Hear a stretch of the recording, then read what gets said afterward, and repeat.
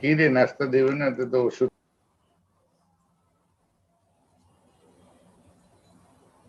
আসসালামু আলাইকুম স্যার।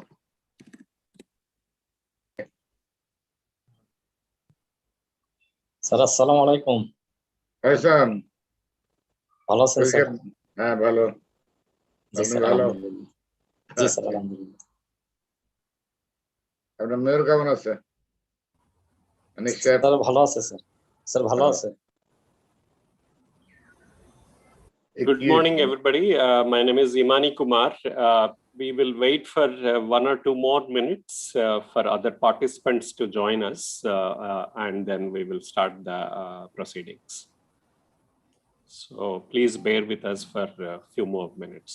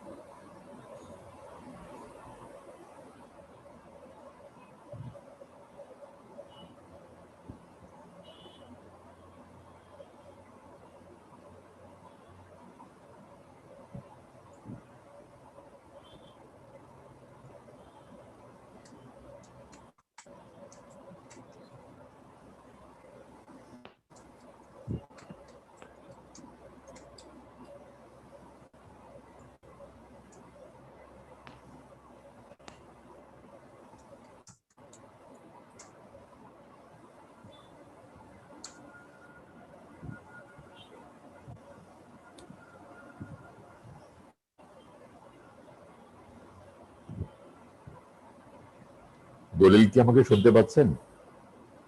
দলিল? জি স্যার। হ্যাঁ, আমি কালকে আপনাকে ফোন ব্যাক করেছি। ওয়ালাইকুম আসসালাম। আমি কালকে আপনাকে ফোন ব্যাক করেছিলাম, কিন্তু পরে আমি ওই যে আমি ওই আশেক সাহেবের ইউএনডিপির ওই বিষয় নিয়ে একটু ছিলাম, ব্যস্ত ছিলাম, যার জন্য আপনি কল করেছিলেন যে ওই সময় আমি ব্যস্ত ছিলাম, এখন দেখতে পারিনি। Good morning again. Can I request all of you to please mute your mics? Good morning and welcome to the KASpaces Bangladesh webinar. My name is Imani Kumar. I'm the Regional Director with ICLEI South Asia, and also the Deputy Secretary General with ICLEI looking after the Asia Pacific region. Welcome to all of you for joining this webinar, which is a part of a series of webinars we are organizing along with the Konrad Adenauer Foundation. And also here at this particular event, we have our partnership with the Municipal Association of Bangladesh. I just want to thank and welcome Mr. Christian Ashley, is the director with the Konrad Adenauer Foundation, and also the president of the MUAN Municipal Association of Bangladesh, Mr. Diwan. Thank you both of you for joining for this particular event, and also for your support in organizing this particular webinar. As all of you, most of you, or maybe if not all of you, most of you know, ICLEI, ICLEI South Asia is a city association looking after the interests and support to the local governments in Asia Pacific region. We are happy that we are working with Bangladeshi municipalities for more than a decade now. And also our relationship with the Municipal Association of Bangladesh. This was a very good relationship. We encourage each other, we support each other, and we are happy that we are supporting the cities in the Bangladesh, the municipalities and the Paurshabas in Bangladesh. Today's webinar, as I said, that is a series of which we are conducting with support from Konrad Adenauer Foundation. This is the fifth in the series in South Asia. This is the last event which is happening in the South Asia. Previously, we also have done that in Sri Lanka, India, Bhutan, Nepal, and the last one is in Bangladesh. Next slide. We have, as I said, that we have Mr. Christian Ashley, director from Konrad Adenauer Foundation, is with us today. And Mr. Diwan Kamal Ahmed, the president of Municipal Association of Bangladesh. And we are not sure ma'am, Dr. Noor Nahar has joined, but otherwise we are waiting for her also for this webinar today in the morning opening session on that. Next slide. Maybe I will ask our partners to introduce both the MAB and as well as Konrad Adenauer Foundation when they speak. But as I already said, ICLI is an association all over the world. We are a 31-year-old association. And in South Asia, we are there for the last 16 years, working except in Bangladesh, except in Pakistan and Afghanistan, but all other countries in the South Asia region, and including the Bangladesh, as I said, for the last more than a decade. Next slide. This is the series which I already said that. Next slide, please. The series which we have almost finishing today in South Asia, but in Southeast Asia, we have only conducted 2 webinars, one in Philippines and another one in Malaysia. But 3 more webinars are going to take place in the Southeast Asia. And any of you are interested in the South Asia webinar also, please let us know. We are happy to share the links for the remaining events in Southeast Asia. Today's webinar, we have half an hour, as I said, in the opening session, then followed by 3 technical sessions. The first technical session is on sustainable urban development and internal migration. The second one is urban climate resilience, and the third one is the sustainable urban transport. All of them has a part of the sustainable development goals. And we just want to know what is happening in the cities and Paurshabas in Bangladesh, as well as at the provincial level and also at the national level. What is the status and what are the various best practices that are happening in Bangladesh related to the sustainable development goals. And then we have a closing session where we can have question answers from audiences as well as from the speakers, and we can take it forward further. The next slide. Just to give you some housekeeping rules, we request all the speakers to keep their videos on. If your bandwidth permits, please keep on your videos. And we request all of you to please mute your mics. If you have any questions, please raise your hand. You can see a raise hand like this in the below your screens. So if you have any questions, and if you want to give your inputs, please either raise your hand or let us know through chat box so that we can give a mic to you actually on that. We have some time for question answers. I request all the speakers to take 4 to 5 minutes when you speak so that we can have more discussion and understand what is happening in Bangladesh, as I already said.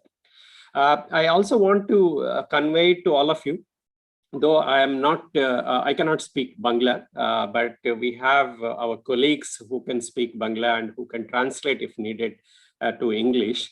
So if you are okay, if you want to speak in your native language, you are free to do that. We are welcome to do that. You can share your question answer in Bangla also, and my colleagues either will translate for the sake of other people who can't understand. Otherwise, we can even continue discussion in Bangla also, because most of the participants are from Bangladesh itself. And this event is being recorded and live streamed on Facebook. So by participating, you are giving consent to being recorded and live streamed of this event on that. The objectives, which I have already said, that we identify the issues and collaborative framework for Bangladeshi cities and subnational authorities to forge the sustainable urban development. How can we make it more sustainable, whatever the urban development is taking place in Bangladesh? The second one is promotion of collaboration and cooperation between various stakeholders. That is what our interest is, our Konrad Adenauer Foundation's interest is, so that we can address the challenges around the sustainable urban development. We just want to take forward the best practices happening in Bangladesh, so that to other countries in Asia Pacific region. And for all of your information, we are also planning to conduct a regional workshop maybe by end of this year. If everything goes well, maybe in-person workshop, if not another virtual event. So that all the countries, 10 to 12 countries in Asia Pacific region can come together and exchange that information, exchange their best practice, and learn from each other to take place by end of this year on that. So with these objectives, I again want to welcome all of you for this event. And without wasting any time, I just want to invite Mr. Konrad, Mr. Ashley from the director from Konrad Adenauer Foundation to give his opening remarks. Mr. Ashley, the floor is yours. Dear Mr. Imani Kumar, dear Mr. Dewan Kamal Ahmed, dear Dr. Nurun Naha, it's a great pleasure for me to welcome you and all of our participants and speakers to today's webinar, KASpaces on Sustainable Cities in Bangladesh. Konrad Adenauer Foundation is a German political foundation. We are active in over 100 offices worldwide, and we work on questions of democracy, human rights, rule of law, innovation, security, and the sustainable development goals. For the region of Asia, this is done from Singapore, from the regional office for political dialogue, which I'm representing today, together with my colleague Miga Sama, who is our program manager for the sustainable development goals. KASpaces, the idea to bring together representatives of policymaking, academia, and civil society, was born under the circumstances of COVID-19. I think we all are very much aware that COVID-19 is posing a big challenge to achieving the Sustainable Development Goals by 2030. But of course, we already saw before that some of the goals were quite ambitious and could probably not have been reached by 2030. So as Konrad Adenauer Foundation in Asia, we are now trying to push the agenda of the Sustainable Development Goals forward through KASpaces. And we are very happy today that we were able to partner up with our main partner for this whole series of webinars, ICLE, as well as with the Municipal Association of Bangladesh. I think this partnership ensures that we have an excellent program today. We will focus on the three topics that Imani Kumar has just mentioned, because we believe that these are the connecting topics that are relevant for the whole of Asia. But of course, we are very happy today that we have a roster of really good experts that will share their insights, because Bangladesh, from my point of view, is one of the key countries in the region when it comes to really reaching the Sustainable Development Goals. We all know that Bangladesh is often referenced as one of the countries worldwide which will be affected the most by changing climate. And so I'm very happy that this is one of the topics that we are going to discuss today, because it really starts at the city level. It actually starts at the personal level from my point of view. I think we all need to think about how we can live more sustainable, but the cities play a big role in this. So as I said, I'm looking very much forward to learn about best practices from Bangladesh. Today, it's very important for us that we are really looking at the whole country and not only at the capital. So thank you to all of you who will represent different parts of Bangladesh, different cities from Bangladesh, to really gain some insights. As I said, we of course have to discuss what happened during COVID-19, how we reacted to some of the challenges that were posed by COVID-19. But I would very much appreciate if you could also have a bigger perspective on what happened before COVID-19, some solutions that might be interesting to share on a bigger scale. As Imani Kumar has said, we are planning to do a regional event by the end of the year, where we really hope that we can compare notes, look at best practices from 10 different countries in Asia, and hopefully this will enable all of us to move forward with the agenda to reach the Sustainable Development Goals, and very importantly, to leave no one behind with this. I would like to conclude my welcome remarks by again thanking our wonderful partners, ICLE, led by Mr. Imani Kumar, and the Municipal Association of Bangladesh, led by Mr. Devan Kamal Ahmed. I would like to thank all the speakers that took time today in order to share their insights. And I would, of course, like to thank the audience who came in today, hopefully for some interesting insights and a fruitful discussion. So thank you very much to all of you, and back to Mr. Imani Kumar. Thank you, Mr. Christian Ashley, for giving us the opening remarks. Thanks for all your support in organizing all these events. It's a fantastic discussion happening for the last 7 webinars. This is the 8th one already in place, or a 7th one in place. And good to see most of the people who has an experience in implementing on ground and who has experience in policy making. They are there with us. I also want to officially welcome Dr. Nurunaha ma'am, who has joined just now. Thank you, ma'am. Maybe I'll just come back to you before I ask you to speak. So now I will request Mr. Devan Kamal Ahmed, President of Municipal Association of Bangladesh, and also the Mayor to give his opening remarks. Devan sir, the floor is yours. Yeah, thank you, Imani Kumar. Honorable organizer, moderator, participant of this webinar, and good morning, everybody. As you know, Municipal Association of Bangladesh, MAB, is a co-organization of the event along with ICLE. Local Governments for Sustainability, South Asia, and the Cornered Adenauership stepped on KAS on such an important topic of common vulnerability and development concern for South Asia. It would focus on sustainable solution of urban development, including issues on internal migration, climate, resilience, and sustainable transport, with a link to Goal 11 of the SDGs and COVID-19 pandemic.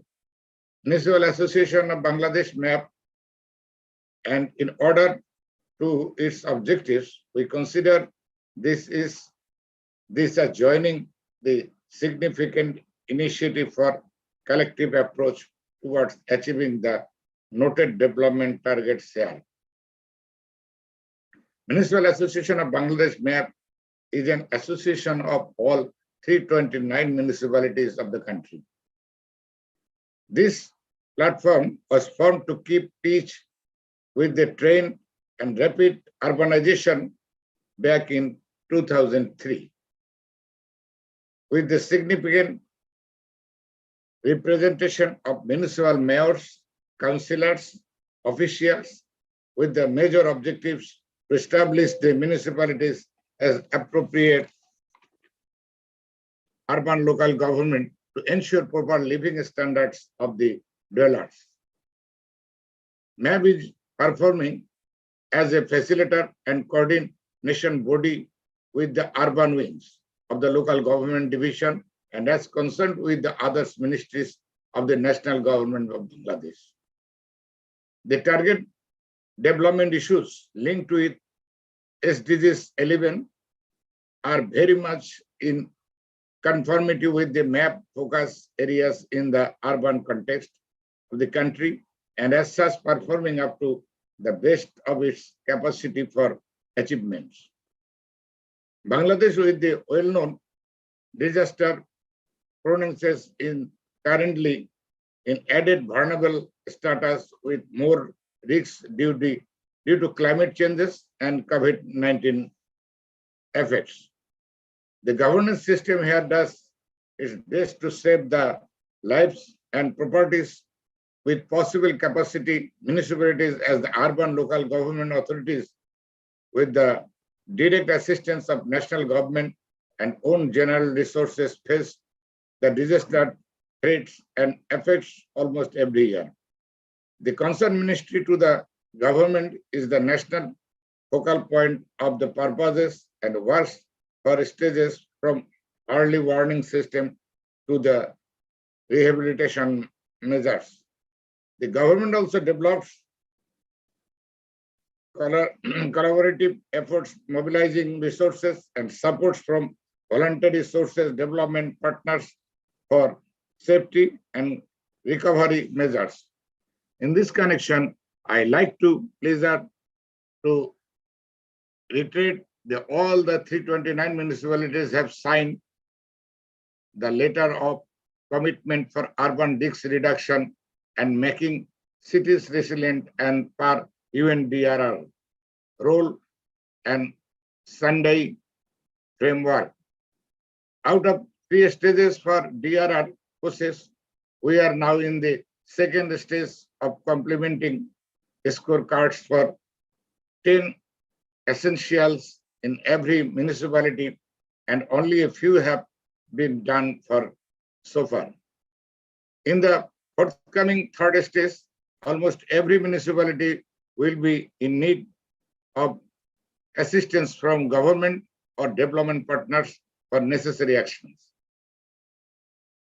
In partnership with the Livelihood Improvement of Urban Poor Community Program, LIUPCP, and UNDP and FCDO, MAB is implementing some activities for approval of National Urban Sector Policy, Planet, and Inclusive Urban Development Process, sharing municipal good practices, efforts for recovery from COVID-19 pandemic, and effectiveness of MAP's role. In successions to the appreciable success of MDGs, Honorable Prime Minister's Office maintained SDGs cell to mobilize all the national efforts from achievement of the targets, including Goal 11 for inclusive urban development with safety and resilience. Despite various limitations in terms of required institutional capacities, municipalities are normally contributing to the national development process. In the continuous circumstances, sustainable from the more incentive national approach, regional cooperation supports would recently achieve our respective efforts capacity towards achieving sustainable and inclusive urban development targets, resilience for disaster risk reduction. In conclusion, on behalf of MAP, I would like to reiterate the importance of the identification of the issues and collaborative framework for the urban context and local government bodies to ensure sustainable and inclusive urban development process in Bangladesh. Looking forward to the success of the webinar in order to its objectives for the interest of the urban context of Bangladesh. Best regards to all of you. Thank you, everybody. Thank you, sir, for your remarks.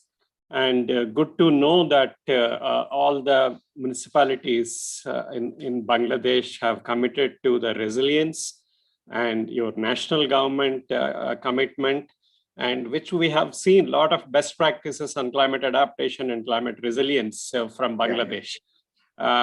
You are one of the leaders for so many cities all over the world, not just only in Asia Pacific, which we have seen that, and also your economy, I think, which is progressing very well. Even I say that going beyond India, that is, I think, it's a great achievement what Bangladesh is doing, and I'm happy we are also little bit part of whatever is happening in Bangladesh as an ICLEI South Asia. And thank you for your support for today's event, sending invitation to all your members and asking most of them to join, and also asking some of your best practice mayors and staff from the municipalities to join us as speakers for that. Thank you, sir. Thanks for all the support. Thank you. And now I will ask Dr. Nurunnahar ma'am. She's the Joint Secretary with the Bangladesh Planning Commission, Government of Bangladesh. And ma'am herself is an expert in climate resilience, working on various projects from the Planning Commission side, supporting a lot of initiatives in Bangladesh with the city governments, mostly on resilience, climate adaptation, energy efficiency and all. Thank you, ma'am, for taking time out from your busy schedule, and the floor is yours, ma'am.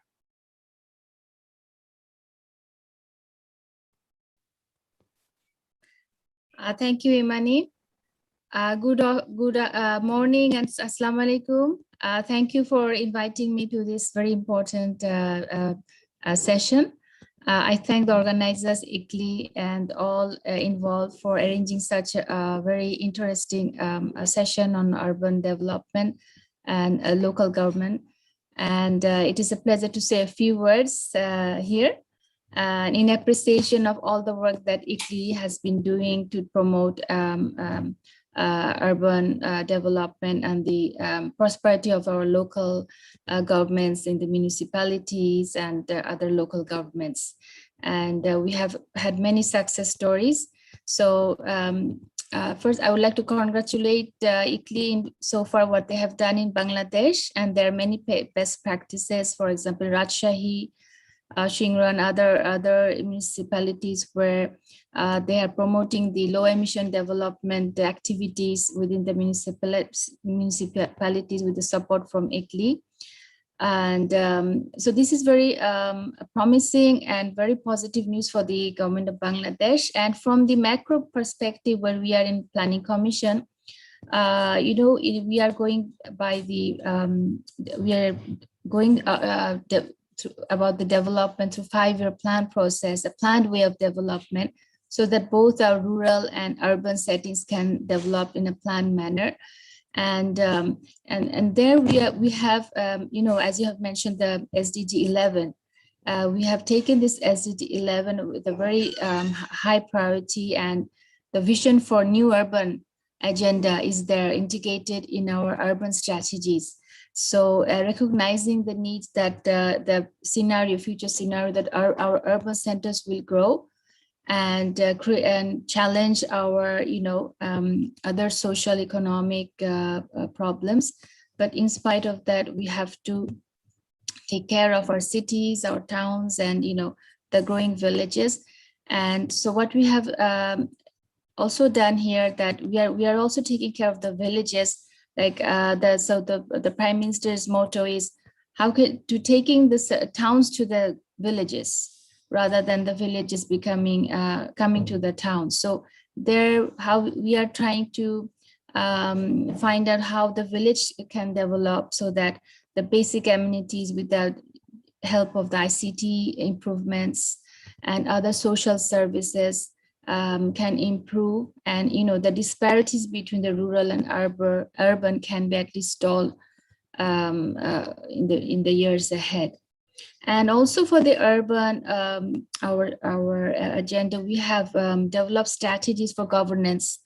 This is a unitary system in Bangladesh. The national government, of course, does the planning. It is, of course, we would say participatory approach way, although it is led by the ministries, in the national government, but of course we hear the voices of the local governments in our municipalities and in the rural area, the upazilas and the union parishads. So we have a strategy up to 2030 to, to promote the governance of these local governments so that they can perform better, and how can in terms of the financial and physical work and everything, and how can they do their 5-year planning better. And also for any work to be done, we need resource, and I am grateful that here the German government has supported you, and also it is supporting us also in some government-led projects as well in some municipalities to do some climate resilient projects in some of the municipalities. And also we are doing in planning commission, what we're trying to do is basically we look for the work for the public sector projects so that our services to the public improves. That in turn helps our cities and our cities and our towns. So as I've mentioned, having these in our plans is very beneficial, but we the challenge is to monitor it periodically.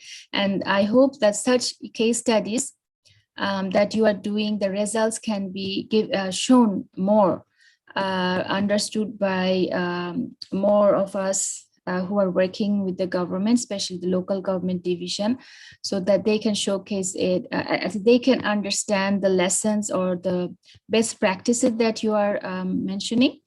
And also the Prime Minister's office is coordinating the SDGs in a very comprehensive way. I hope the success stories will also, we can also inform them that how the SDG 11 is work on the SDG 11 for the urban centers is being done. What are the good practices, which work have been very successful, which are challenging. This is going to be very, very helpful for us, because the 8-5-year plan will be having a midterm evaluation or monitoring after 2 years. That's not so far ahead. And so these lessons will be very helpful. And as I was saying, lastly, I would like to say about the resources. Although in Planning Commission, we try to make good projects according to our policies or national goals set in the 5-year plan. Having a good project is very challenging. So we want to do projects that will be supportive to the whole local government in terms of improving their capacities, the knowledge, in terms of the information providing, and how can they better utilize the financial resources. We try to have those good projects. And in terms of climate change and mitigation, it's a very high priority for whole of Bangladesh. So what we're doing, we are trying to improve the resiliency of our own government projects when we design them at the early stage by the various departments.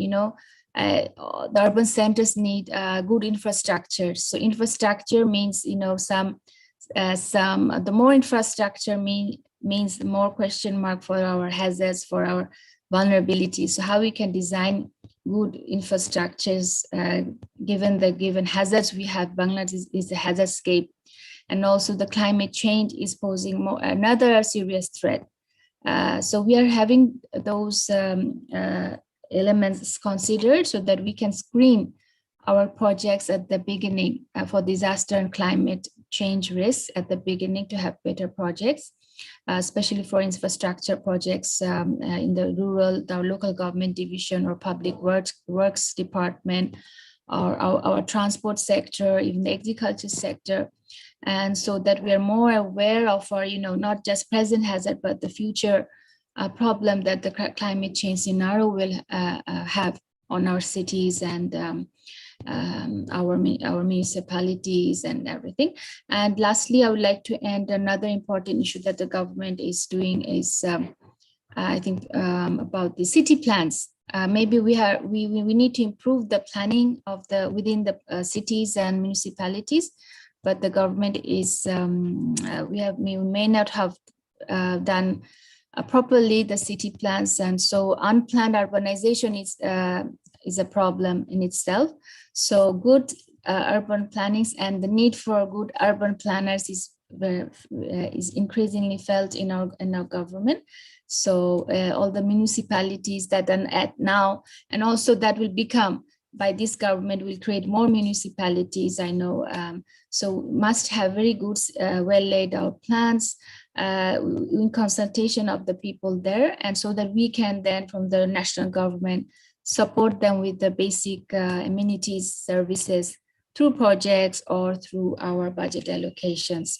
So thank you very much for arranging such a very important workshop. And I think the lessons learned will be helpful for me as a, as an officer in Ministry of Planning. And I hope it can be showcased in other areas of the ministries. And I will also, of course, I will convey this to my colleagues in the local government division so that it gets the best practice can be replicated. That is my hope. So good luck with all the projects, and good luck with this workshop. Thank you very much. Thank you, ma'am. I think very important points what you have said, taking towns to the villages. I think that's a very important point what you are talking about, and the planning to happen, 5-year planning, and also the monitoring point. I think what you have said, how the schemes are happening on ground is very much important. Ma'am, we are actually planning to look for best practices in Bangladesh can be replicated maybe all other countries in Asia Pacific or maybe in the world through KASpaces program.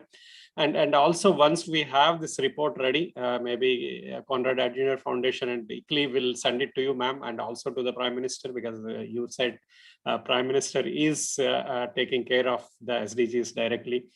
So maybe officially we will also submit a report from our side on this event to the Prime Minister and her office, and also to the Planning Commission and other local governments department and other ministries. And we need your support, ma'am, to take it to maybe during the regional workshop. We will also invite you so that you can also share the challenges. I think that is more important, which we were looking into, how you are implementing on ground. What are the challenges you are facing? How you have come out of that is more important for us. Thank you. Thanks a lot for your time. With this, we will close the first inaugural session. But before I get into the technical session, I request each and everyone, if you can open your videos, we will have a group photo with all of you. I hope your bandwidth allows you to switch on your videos so that we can take a group photo. Request everyone.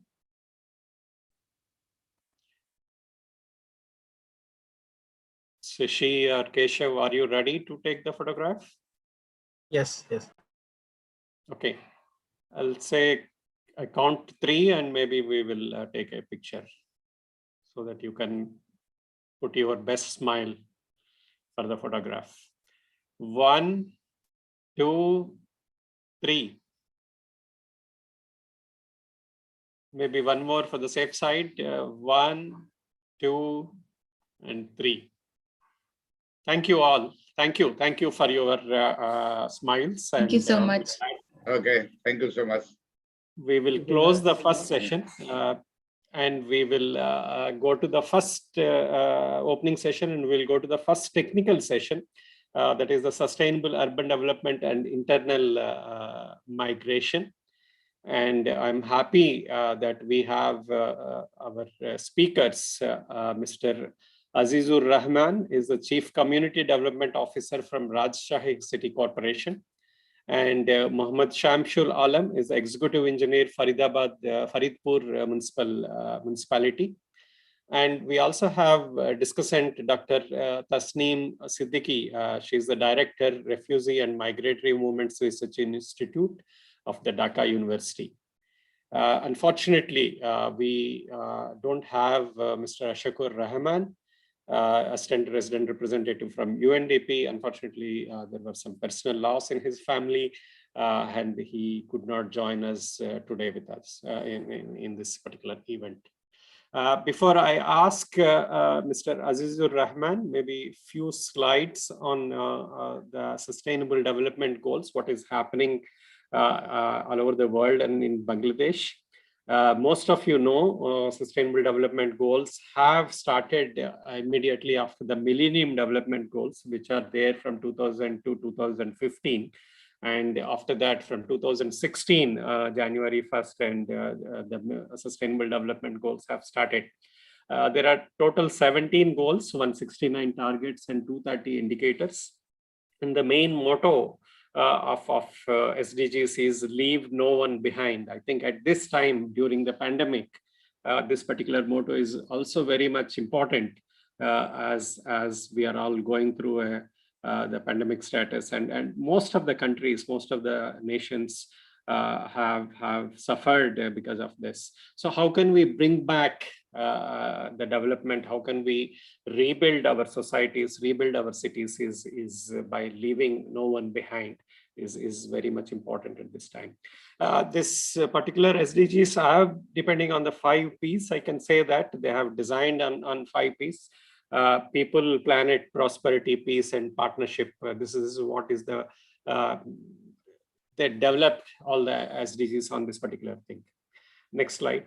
How do we do that? How do we make sure leaving no one behind?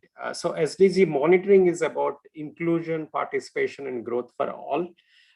This monitoring needs to be happen not only at the national level, but also at the regional and also at the city level. I think both our previous speakers have said that how can we monitor what is happening on ground at the city level, at Paul Shabazz level on that.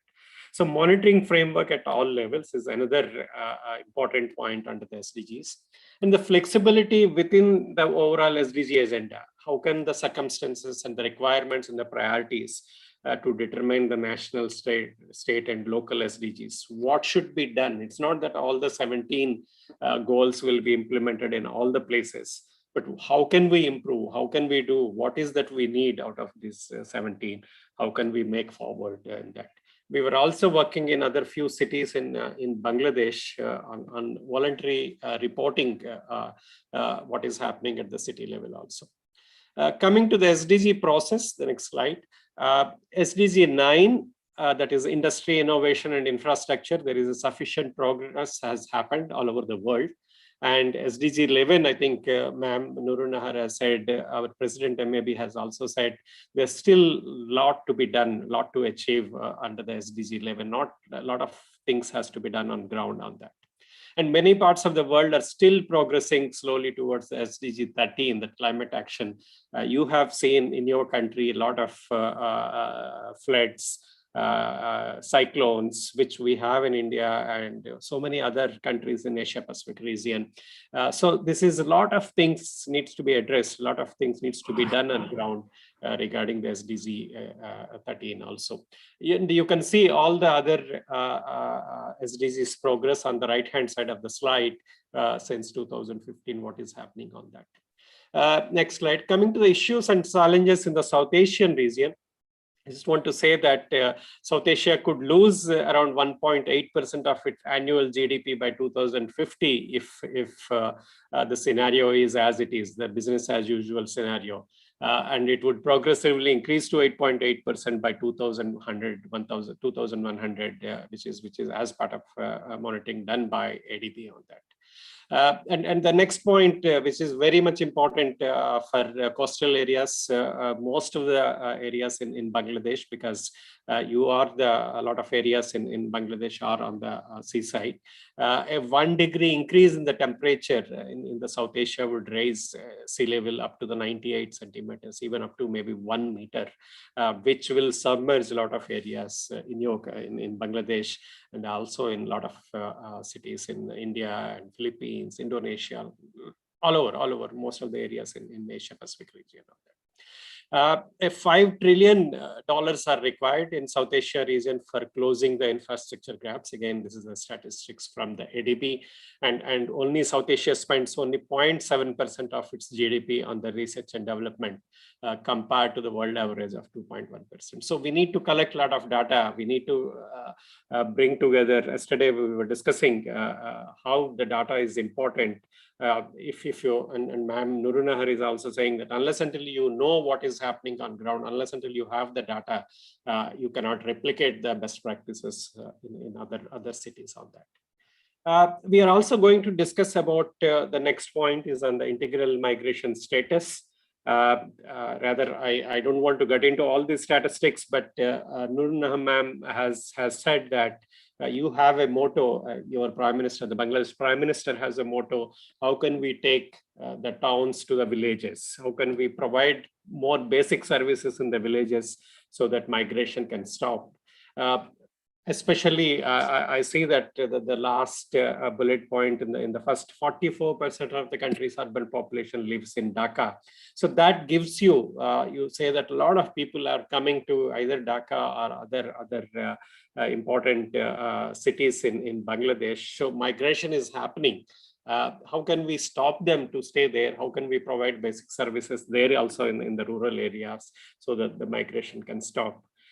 Though there was, like when I was in Bangladesh in my last visit, I also heard migration is also good for a lot of other cities because a lot of business is happening in most of the cities, so that the activities are happening in most of the cities because the migration is happening into the cities on that. So it's like a positive migration. That is the word I was told by Dr. Salimul Haq, a professor from Bangladesh, a well-known scientist on the climate change.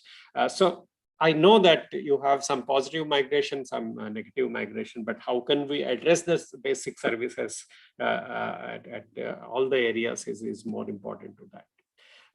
So with this, I will stop here from my side.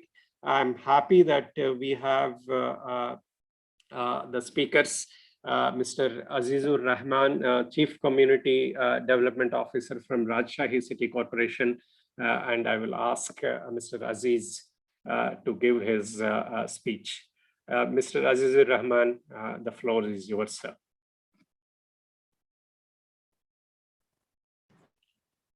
Sir, you are muted, sir. You can unmute yourself.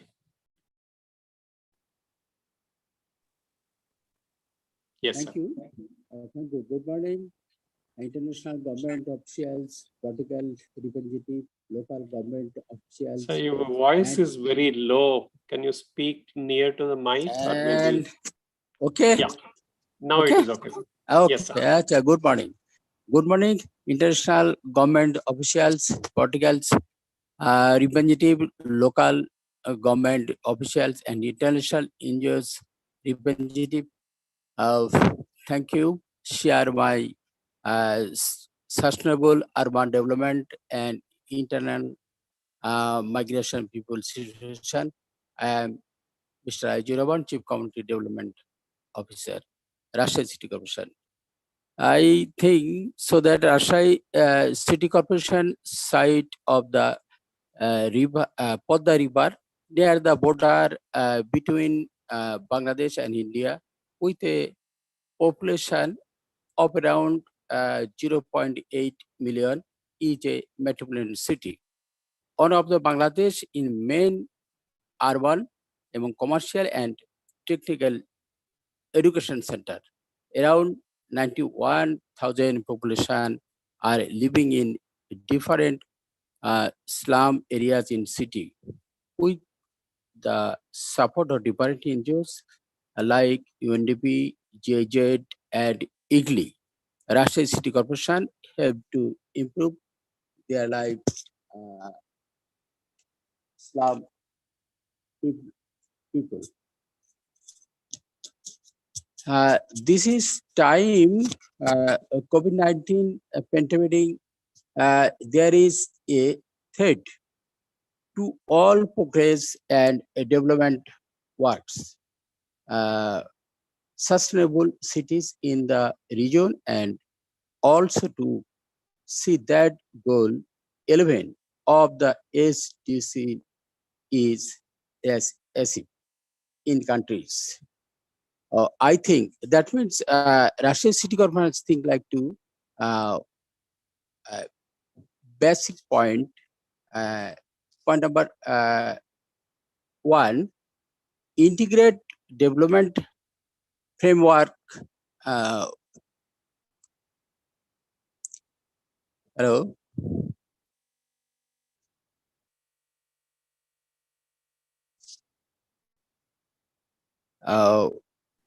We can hear you, sir. Go ahead.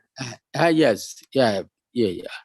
Best. That means I think. That means Russia city government thing. Basic thing.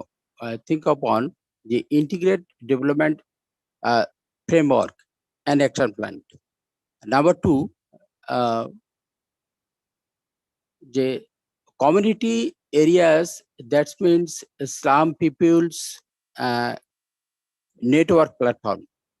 Network platform, that means exclamation me after slum people coalition made by primary group members coalition made by CDC, that's mean community development center. Community center members coalition made by town federation. This is a community people's platform. Say already Mr. Honorable Mayor of Russia City Corporation, Mr. H.M. Karujaman Litton, recently hand over 232 house slum people, some families with support from community development housing platform. This platform is a slum people's platform. So that a recovery that is under the take over the city corporation. So I like that the international organization like Italy, South Asia, which is here already supporting Russia City Corporation in implementing different climate change related project, can so explain the migrate sector, the city corporation, and provide effective technical and financial support to ensure urban sustainability in the Russia City Corporation. Thank you everyone for your time. Thank you all. Thank you, sir. I think the initiatives taken by the Rajshahi city, especially on the housing front, I think giving houses to the urban poor, which you are identified, which you have said, I think the mayor, which handed over the houses. I think that is very much important, and thank you. And also other initiatives what Rajshahi city has taken. Maybe we'll come back for more discussion with question answers. Yes. I have the next speaker, Muhammad Samshul Aslam, is the executive engineer from Faridpur municipality. Thank you for joining us, Mr. Alam sir. The floor is yours, sir. Thank you. Please go ahead. Thank you very much for giving me the floor. So, good morning, everyone. I have sent you the slides. Is it possible to show my slides? Yes, sir. Can you show the slides, Shashi or Keshav?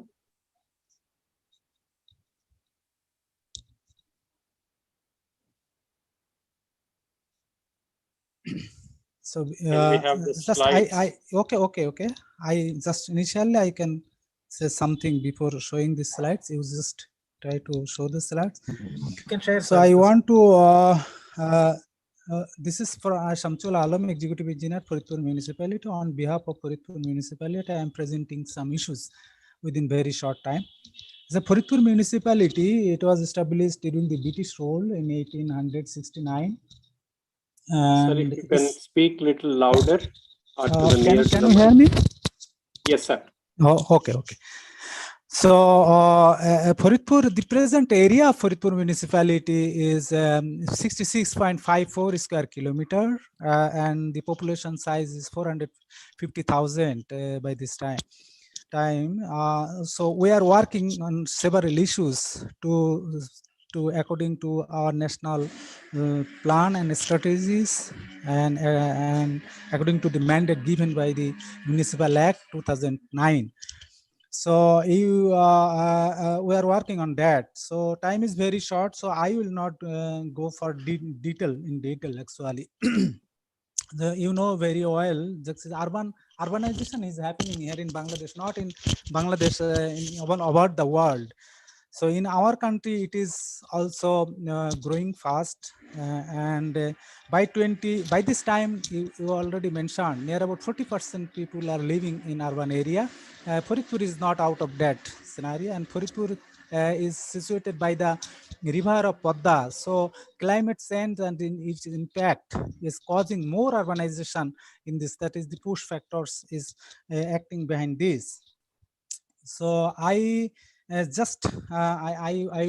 mention some bullet points, not detailed. I think it will be discussed. So what are the challenges actually we faced? I mentioned several works where we are executing for the municipality: waste management, air quality, that is urban integration. And one thing I can I should mention, that is the people's participation. It's very important actually. How people's participation can be ensured. Without the involvement of the common people, actually no development is development, I think. So we have to go to the common people, and Faridpur municipality is working on that. We have CBOs at the ground level, and we also formed the SIF, that is Slum Improvement Federation, comprising of these leaders of the CBO.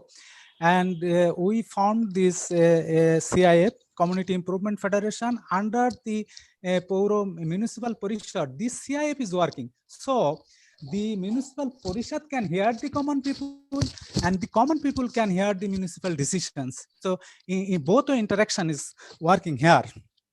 And town level coordination is very active. Town level coordination committee, and this is under Act 2009. It has been established, and regularly the meeting is going on. Town level, ward level committee, standing committees, and the municipal is working. So what are the challenges actually?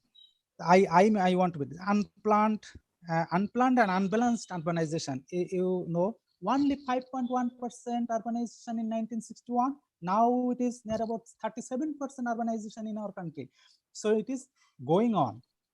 Integrated waste management, unemployment and urban poverty. That is, the poor people are coming to the, near about 50% poor people are coming to these municipalities. So extra pressure is going to the municipality to serve this common people. So protecting water bodies, when people will be more. Can you put your mic near to your? Sorry. Okay.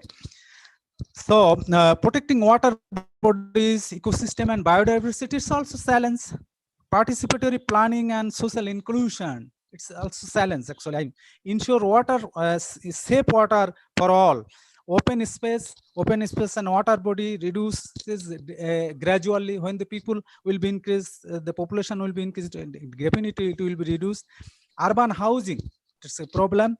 8.5 million housing unit deficit by 2020, according to the 5 years plan. It is mentioned, and it is happening in the ground. Pollution, definitely water pollution, air pollution, and Faridpur municipality is working with that, how to reduce the air pollution, and we have a project also. And scope of uneven distribution of wealth among the citizens. This is macro level thinking, micro level thinking, how it can be even distribution of wealth among the citizens. And this is another thing. The COVID test, isolation, treatment, and health management is also a problem. And municipalities are also working with the national government institution, that the health department also.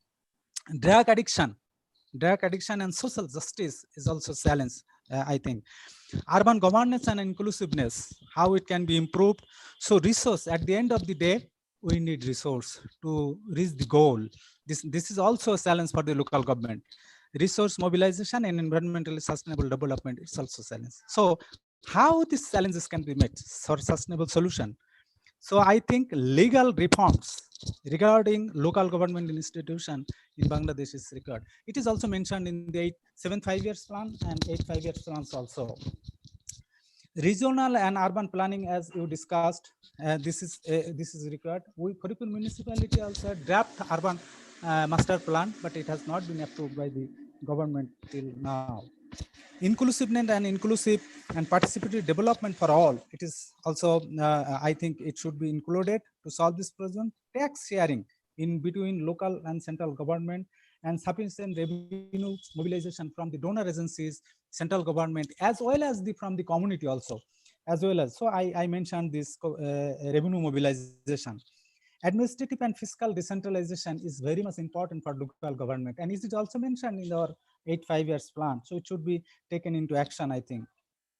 Promote balanced urbanization in policy. So vision into reality is very important. We had the vision, but how it can be realized, vision into reality, that is very important, and we have to think on that. We have to work on that. Not only think, but we have to work. Increase public services in rural areas. Actually, we cannot serve all Bangladeshi people, asking them to make settlement in the urban area. So we have to put them in their localities. So our Honorable Prime Minister rightly mentioned, our village, our town. So it is working, and we are working on that. Setting urban agenda and execute accordingly. This is also mentioned. Institutional governance and capacity development. Without this, nothing can be done accurately. So Faridpur municipality, as I mentioned, we have taken digital urbanization, digital service platform. We established 5 services for all kinds of certificate, all kinds of trade license, water billing, and property management, that is a shops rental. It has been given by this time with the support of technical support and financial support of ICT division. It is working as a model project in Faridpur municipality.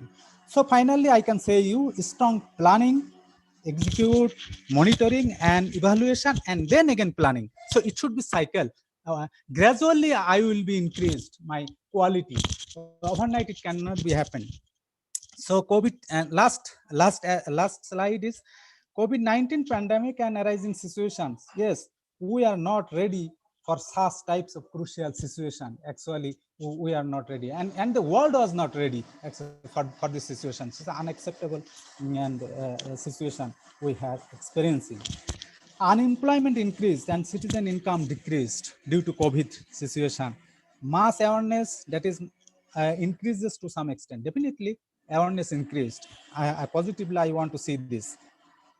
Testing capacity increased in our countries from 100 to 50,000 per day is being tested. So it is not a matter of thing. I think it is one kind of positive thing.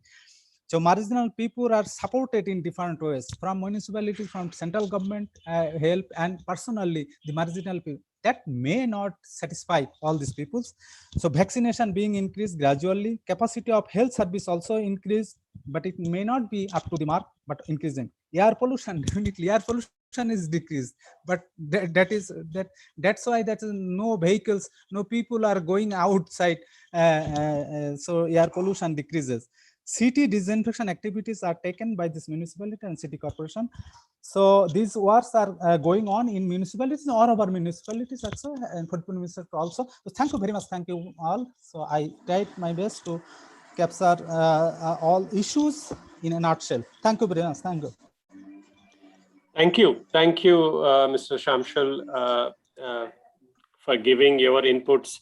I think the points you reiterated, community involvement, CSO involvement, and how can we increase the basic services on the ground, I think very much important. And that is, I think, is the mantra for stopping migration, maybe improving the situation.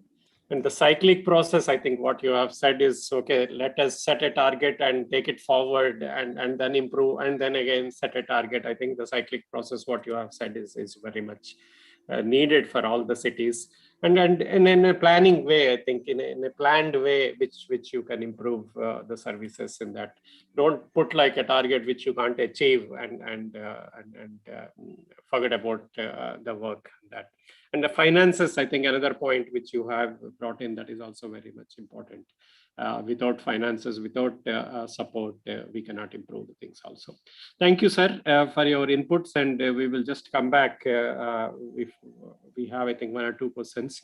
But before I go for the Q&A, I just want to invite Dr. Tasneem Siddiqui, ma'am. She's the director from Refugee and Migratory Movements Research Institute from Dhaka University, to give her inputs. And as a discussant, maybe she can pose some important questions. How can we take it forward? How can we address these challenges? Or what are the challenges while implementing the SDGs? Ma'am, the floor is yours.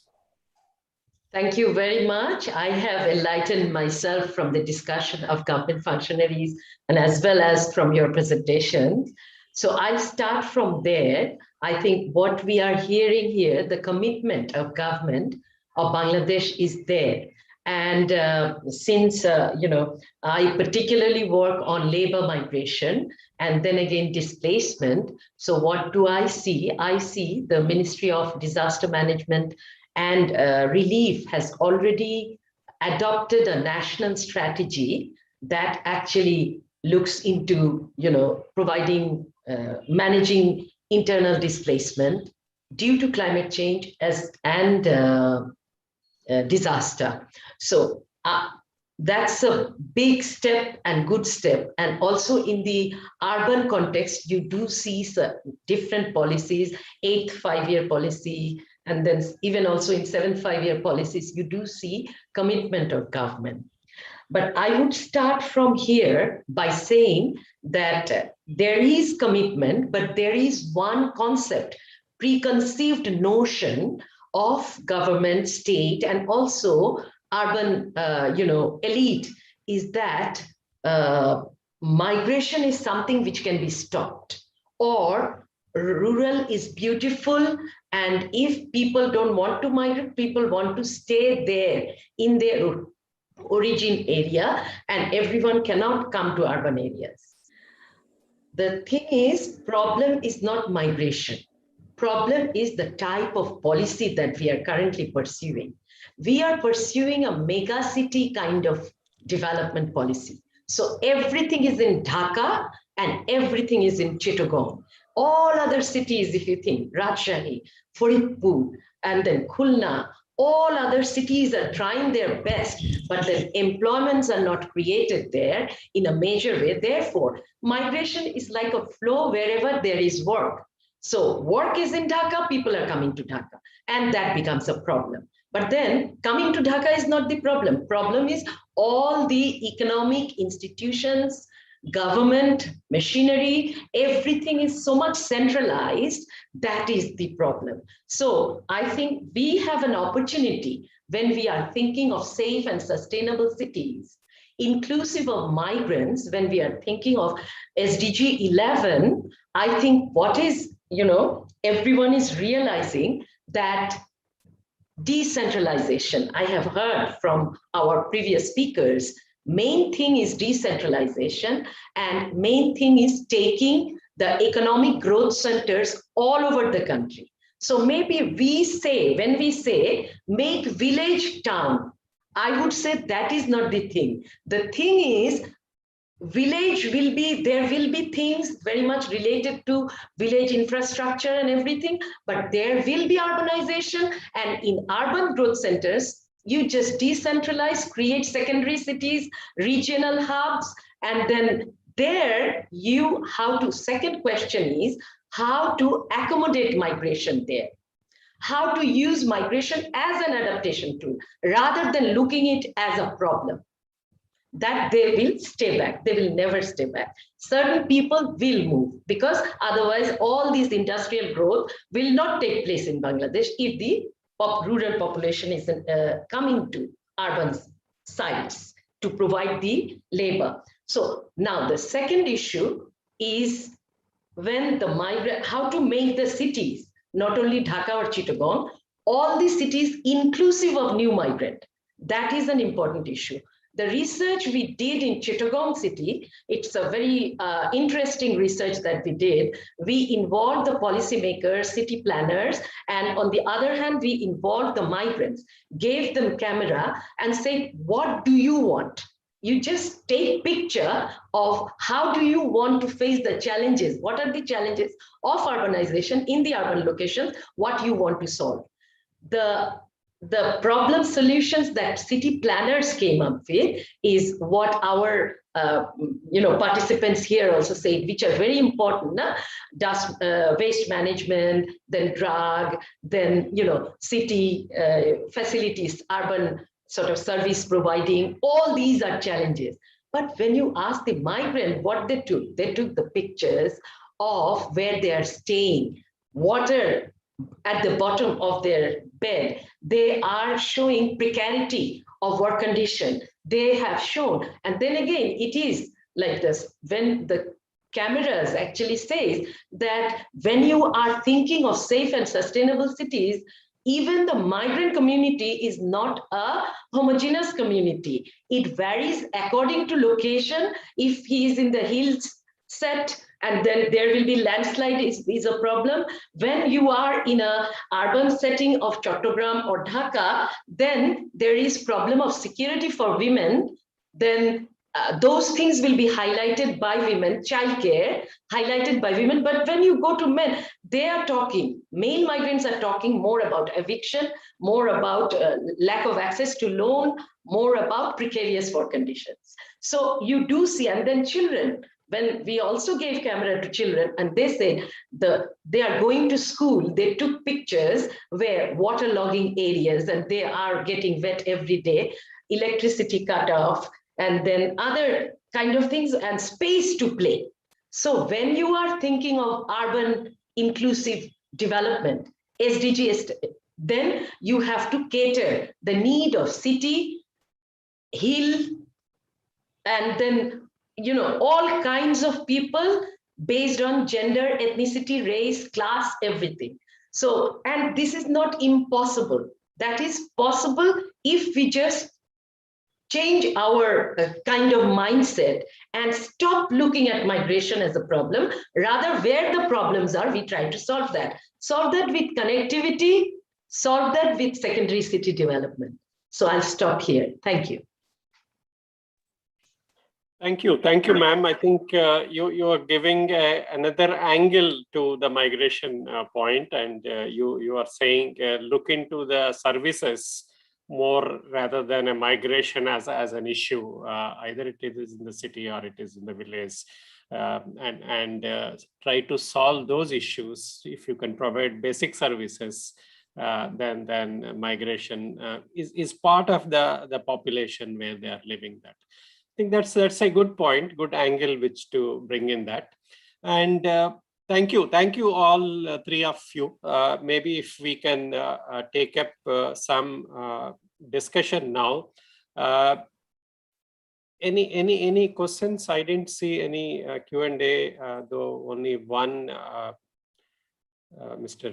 Chowdhury from Refugee and Migratory Movement, I think same unit. Mr. Chowdhury, you want to say anything, sir? I'm not sure where you are. You are part of the participants. So you want to say anything? I allowed him to talk. He can talk now. Yes, sir. Mr. Chowdhury, you want to say a few words? So you have a question? You're talking about you have a plan or important research work. You want to add, sir? Hello, sir. Yes, go ahead. Sir, I just want to share one of our research work that Tasneem ma'am has been mentioned, that the national strategy, which has been adopted recently by the Ministry of Disaster Management and Relief. So, sir, if you can please open the chat that I can share the link. Yes, you can do that now. Thank you so much, sir. You want to add anything on from the research? Either you, ma'am, or Chowdhury. What is that? I can add if Ridwan, if you want to say something, or else I can add if you want. Madam, it will be a pleasure if you add. Okay, thank you. I think this particular research is supported by ESRC. Exeter University and Ramru has jointly conducted that research. And what is interesting, sorry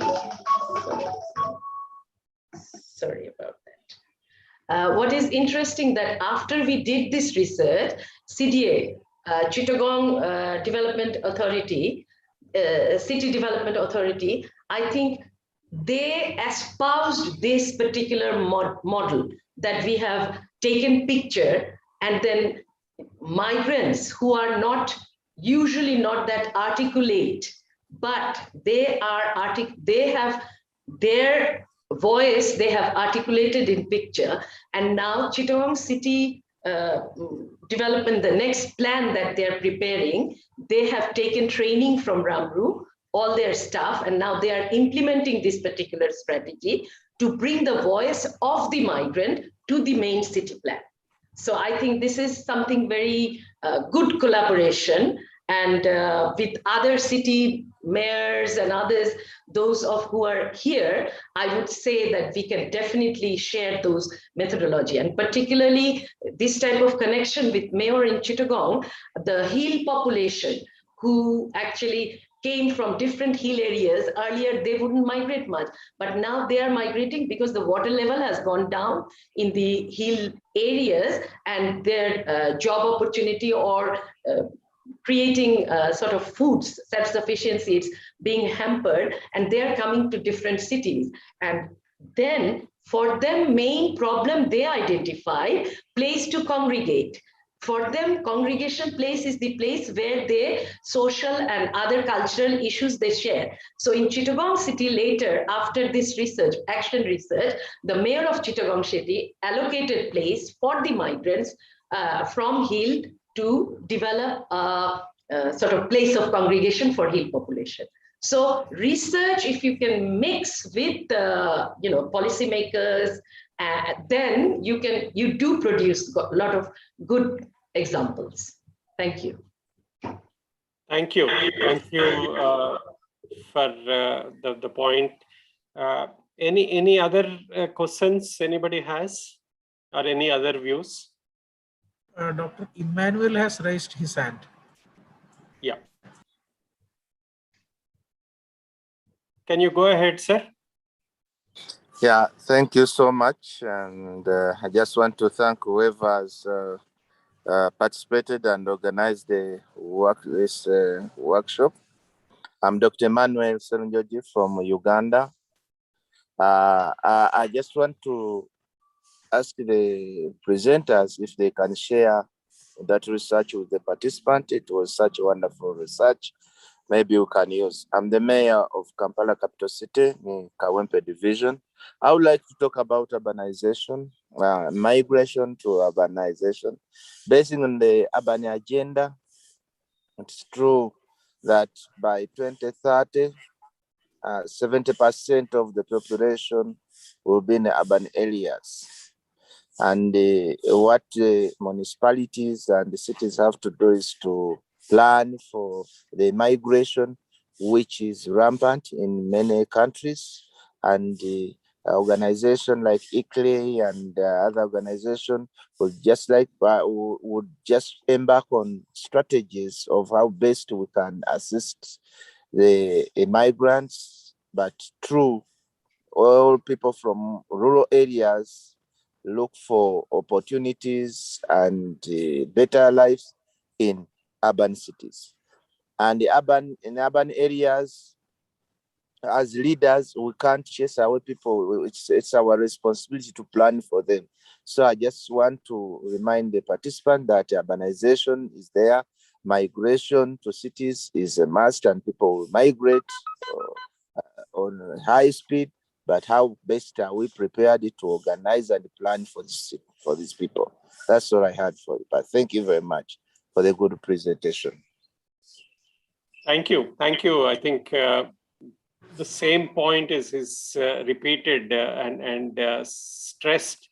The cities needs to plan for that, and it is nobody can stop it. I completely agree with that. And maybe I just want to ask both our city representatives if they want to say anything. Azizur Rahman sir, you have any point?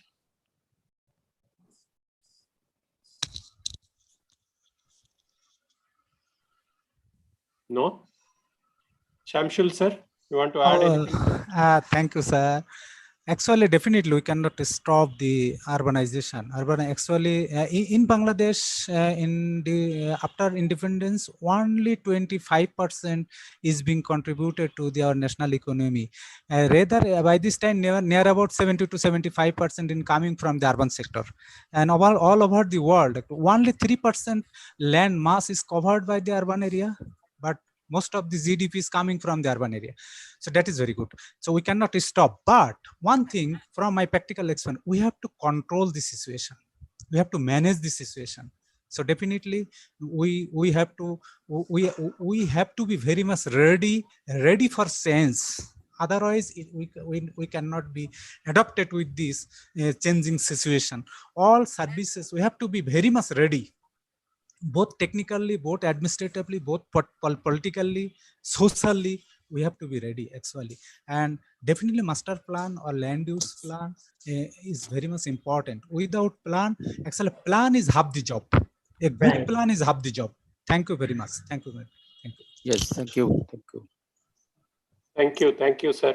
I was told Mr. Alam Sardar Sahikal has also raised his hand. Mr. Alam Sardar, can you go ahead, sir? Thank you, Kumar, for giving me the opportunity.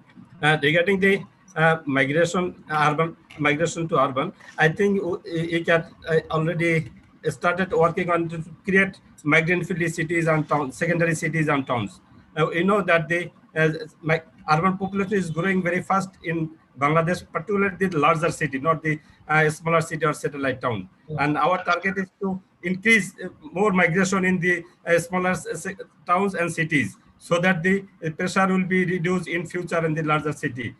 With this concept, we have conducted a study in the Mongla Port municipality and funded by the DFID. And after the study, we identified that if we can provide quality education, health and housing facilities for the students and urban poor, then the students, they will bring their families in the cities, and accordingly the city, they will get education and they develop their human skill, and they can bring their families in the cities and contribute to the city development as well. So in this way, the secondary cities and towns can be more a future place for the climate migrants in our country. This is our concept we are piloting, and we hope that this concept will be replicated in other cities also, as well.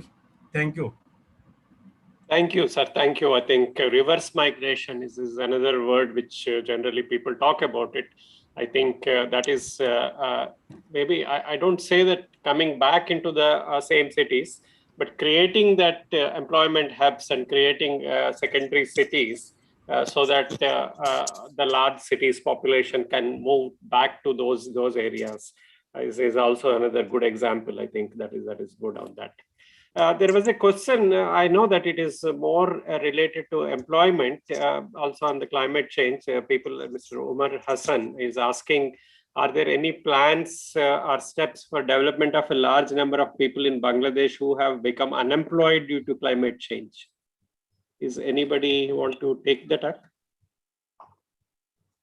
Ma'am, you want to say on that? Yes, but then government functionaries would also like to say, I guess. I can just come in. I think about main thing is employment. Main thing people, they are coming is for employment. So secondary city creation is like very first thing is private sector. So you have to provide certain incentive to private sector to take their businesses to secondary cities, to other regional hubs, to whenever you are developing export processing zones, that's where, provide all kinds of supports to private sector so that they create employment. And then government job is to see that if there is space for the migrants, spaces are provided, not only just export processing zone will only have, industries, but migrants where they will be staying, their school, whatever our previous speaker was saying. So it has to be planned that way, then migration wouldn't be a problem. And also I would add another thing is that even for mega cities, if you look at Delhi, Bombay, how they solved their problem, these big cities solved their problem, they couldn't take all the industries out. What they did, they created, peri-urban areas, peri-urban locations, and in the peri-urban locations, people live, they come, they work, and in the afternoon, evening, they just go to the peri-urban areas where they can have a better life. And connectivity, with that is linked. Connectivity, and connectivity is in India, we have seen, you come from 2 hours, or you come 1 hour or half an hour. It's the same price you pay. When you lower the price of using the commuter trains, then you solve a lot of problems. But what we do everything is, bus, truck, that type of avenue we use, not commuter trains. That is why you have congestion in road. And also staying place where migrants should stay. All along now we are saying that it has to be all marketplace and everything should be in the same compound so that they don't come out into roads. So this type of planning is needed, and government is working towards that, and particularly the national strategy that I'm talking about, it is very much into this type of urban development. Thank you. Thank you, ma'am. There is Dr. Huraira Jabin raised her hand. Ma'am, you want to add anything here?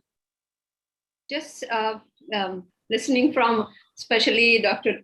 Tasnim Siddiqui's research, and also the local government official from Faridpur and Rajshahi. So I just want to raise one thing that we probably need to start thinking about now. With the recent COVID situation, we every day we saw the newspaper reporting people moving out of Dhaka. So we never talk about reverse migration. But there was a study recently done by BIGD which showed that the reverse migration is happening because of the COVID or not COVID, but they are now moving to the smaller cities, smaller towns. So I think when we are thinking about migration in general and trying to think about why the climate migrants are coming to the bigger city, or are they coming to the bigger city? My personal experience or research finding says that the biggest city or the largest city are not the first point of destination. They usually move to the secondary ones or the tertiary ones, where if they get accommodated or they get the employment or the skills, with the skills they have the employment, maybe they will not be moving to the larger city to put pressure on the infrastructure, but also getting trying to live in a very bad living condition in the urban informal settlement. So I think it's the smaller Puroshabhas, the smaller urban centers, who should start thinking about the migration now, so that they can create that opportunities for the migrants who may be bound to come for the climate regions and get accommodated, incorporated in the economy of the smaller city. I always say that migration has been a natural process. We have the urban centers because people migrated naturally. So if we deny that people will be migrating, and if we take it as a kind of a negative thing that people are migrating just because creating pressure on the cities, I think we will be making a mistake, as Dr. Tasmin was saying. Rather, if we accept migration as something that can benefit even the smaller urban centers, smaller Puroshabhas, I think the planning can be done in a more inclusive way so that we don't create pressure, extra pressure on the bigger city and start thinking about urban planning as something just a sort of a disaster management. But I think if we are thinking about sustainable communities and cities, in the next generation of research or policymaking, I think the smaller urban centers should be the one where we should be focusing not on the landscape use-based urban planning, rather how to make the urban development inclusive or economically viable for smaller urban centers. We don't want to replicate the bigger city and their problem into the urban centers. And I think when I'm very happy that Dr. Nahar talked from the government position of bringing or making the towns, the villages as town. I think the main takeaway from us is this, the village should be village, but the services and the facilities that we avail in urban centers, they should be available in the villages so that people don't need to migrate. If we have enough economic opportunities or enough pipe services, I guess there will be very fewer people who will be willing to migrate. I think the way we look at urbanization, urban trend, especially if we focus on the smaller one, I think we have a lot of opportunities to work around it. So I just wanted to add to the comments Dr. Tasneem and the other people made. So that's all for me. Thank you. Thank you. Thanks a lot, ma'am, for bringing this point. I just want to add 2 points and then maybe we will conclude this session. We are already late by 5-7 minutes. We in India, I think Tasneem ma'am is talking about rural-urban linkages and creating, maybe providing more transportation facilities so that the nearby people can also come and work and go back to their own areas where they're living in, not staying and creating more issues in the urban areas. But that also has created a lot of rural-urban problems within Indian cities. And we as ICLEI and a lot of other agencies, we are also working, how do we bring together the rural-urban linkages. One thing recently, maybe my colleague Shruti will talk maybe later on in her survey, in her session. We also created a rural-urban platform, RU-urban platform, where we have created so that bring rural people as well as urban people come to one platform and discuss about what is that we both needed actually. And it has become like that now, especially during the COVID time.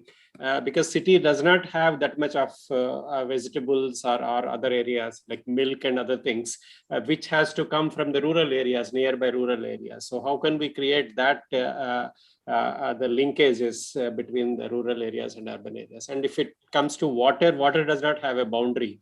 It can be at any place actually, wherever that watershed areas. So how can we bring a good rapport between the rural urban areas so that water can be shared properly between the rural areas and urban areas also. So a lot of other things are also being discussed this platform.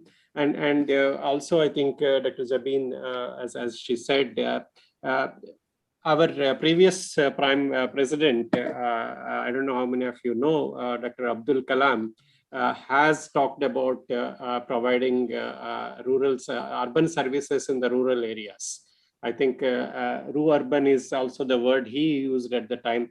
And how can we provide all the services what you are providing in the urban areas and the rural areas, so that the rural areas can also develop, not at the cost of the urban areas, but at the same time they can also support the urban areas on that. So these are the various examples which we have, and I'm happy that some of the cities in Bangladesh are already doing that, and secondary cities concept is coming up, and I hope those best practices we can take it to other countries, not only in Bangladesh but also in other countries, so that migration. It is going to happen. I also believe as a person, migration will happen. Nobody can stop it. But how can we address it in such a way so that it will not be a stress for anybody, even for the government or even for the migrant people itself on that. And especially during the COVID time, I think we need to rethink further how we can take it forward. I just want to thank all our panelists for this session. Thank you, Mr. Azizur Rahman, Muhammad Shamsul Aslam, Dr. Tasneem, Madam, for giving your inputs into the session. Very lively discussion. And thanks for all other participants who have raised the questions or given their inputs. With this, I'll just close this session one, the technical session. I will hand it over to my colleague, Shruti Sadhukan, to take over for the next session. Shruti? Thank you. The floor is yours.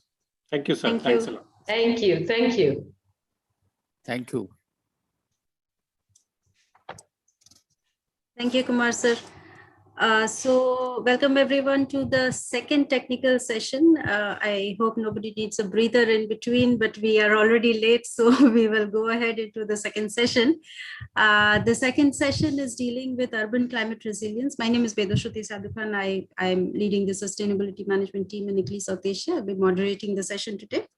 And I don't want to preach to the converted about climate resilience, but we have a few slides, basic slides, and then we will, I'll introduce the panel and the speakers and discussants in the session as well, and what we want to do. So Bangladesh's urban resilience, I mean, we know that Bangladesh is ranked very highly in the vulnerability in the Global Climate Risk Index. It ranks 7th in the 2020 risk index. We know about the mortality from heat waves. We know that the country is a low-lying country. 2/3 of the country is less than 5 meters above sea level. It is susceptible to floods. It is susceptible to droughts. It is susceptible to salinity intrusion. We know that 13 million people within Bangladesh is likely to be displaced by 2050. And we had a long discussion on migration and what are the impacts and how it can be tackled in the last session. So in this session, what we will be talking about is basically how do we deal with it? How do we talk about, we'll talk about the resilience building of cities. And can we go to the next slide? This is a framework that ICLEI uses. There are other frameworks, there are other methodologies that cities use to plan for climate resilience. This framework, however, the Climate Resilient Cities Action Planning Framework, or the CRCAP framework, is something which combines climate mitigation and climate adaptation together, and tries to help the cities to understand what are their vulnerabilities, what are the risks that they are facing, and how they can address it. What are the sectors that are most vulnerable? What are the sectors in the sense water supply sector, solid waste sector, how they are impacted by climate change, how these can be addressed by the municipality. So this tool is basically for the municipalities. The municipalities' activities are looked at in detail, and how it can be made sustainable, how it can be made climate resilient is something that the tool tries to achieve. I don't want to go into details of it, but we do have a training program which is planned under our CDKN project, the Climate and Development Knowledge Network project that we are running in Bangladesh, as well as in India and Nepal. We are going to be training municipalities on climate resilient action planning. And this is going to be based on the tool that I was just mentioning. This training program is scheduled for August, probably for a period of around 5 days, about 3 to 4 hours each. And I would welcome everybody who is interested to please get in touch with Mr. Keshav and Mr. Rahul. Their emails are given in the slide. You can see that. If you would like to participate in the training program, please feel free to reach out to us. We'll be happy to take up the requests, and we will see if we can accommodate people. We do have an EOI process which you would need to fill up, and we will have a selection process as well. But yes, please do reach out if you are interested in this. I would like to just mention here today what we will be doing.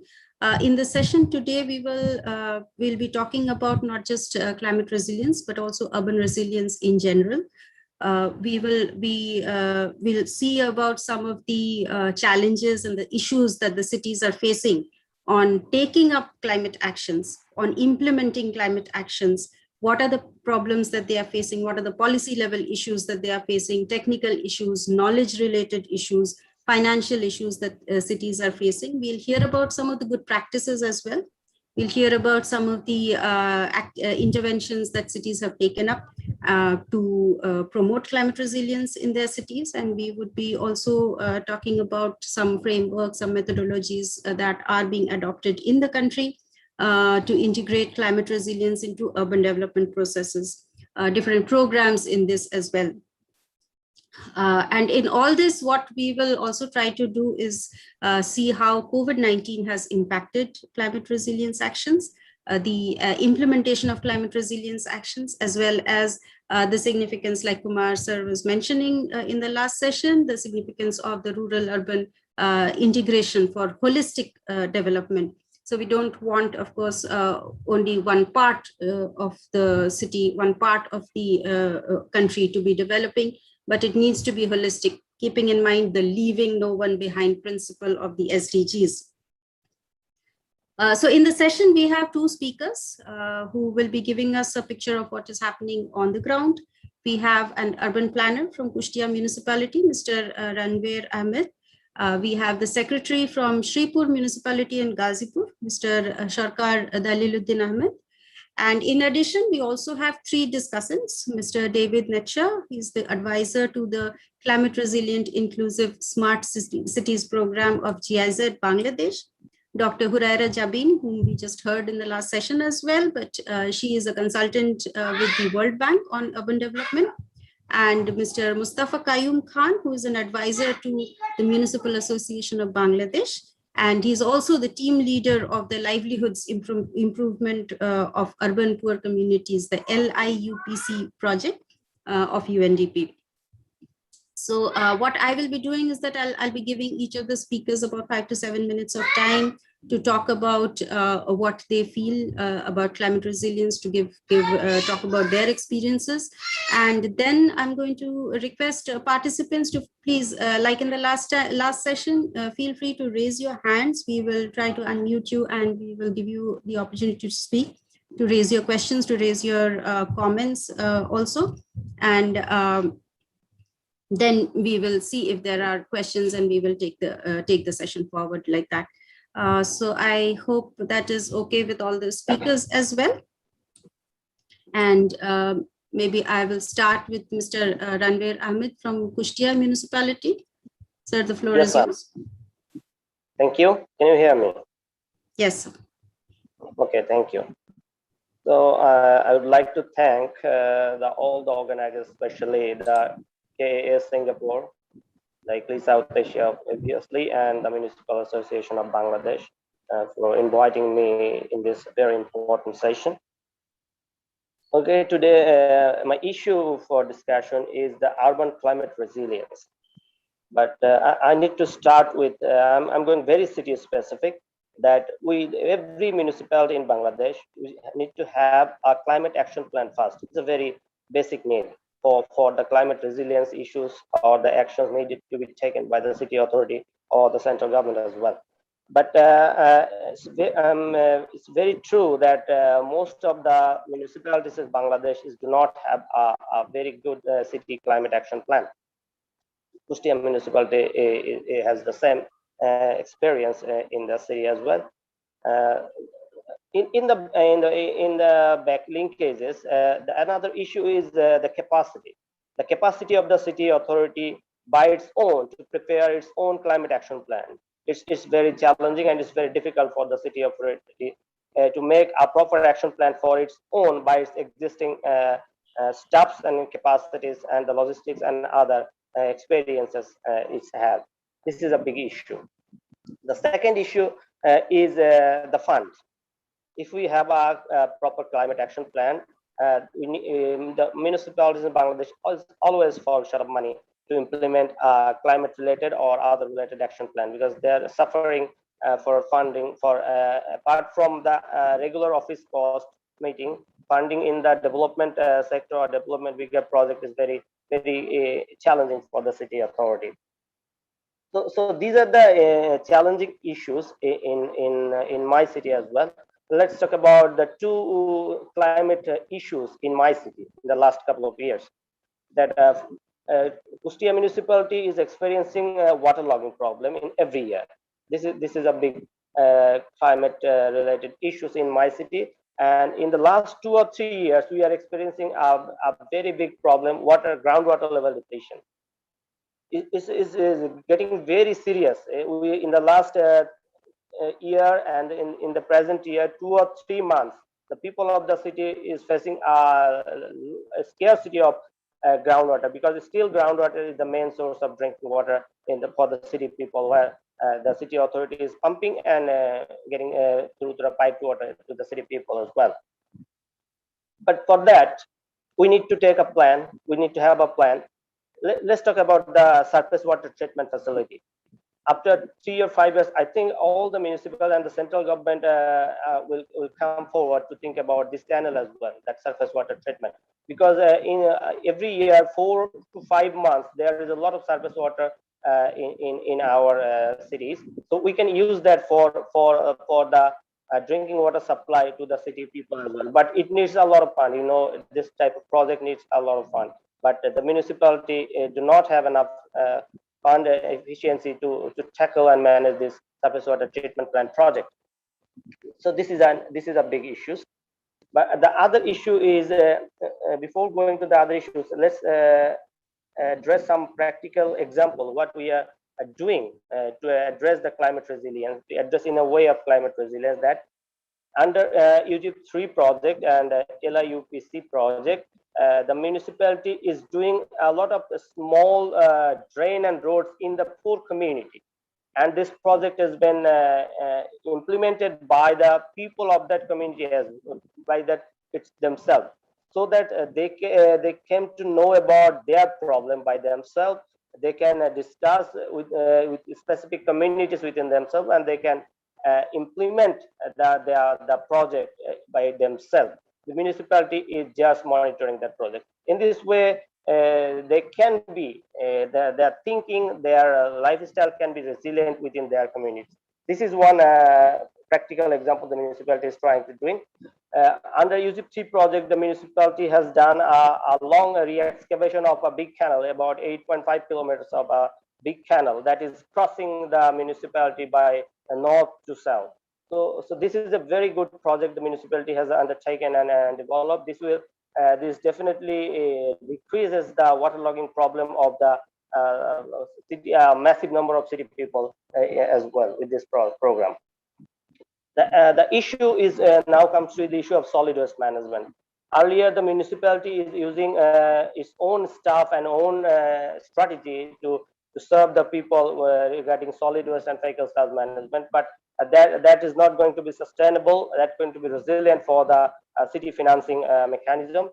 So the Kustia municipality, I'm very happy to share that the municipality has outsourced both its solid waste treatment facility and fecal sludge collection and transportation system to 2 different private operator. Now the municipality is out of giving subsidy every year in these 2 sectors. The municipality is doing good in these 2 sectors. So this is a good example from my city as well.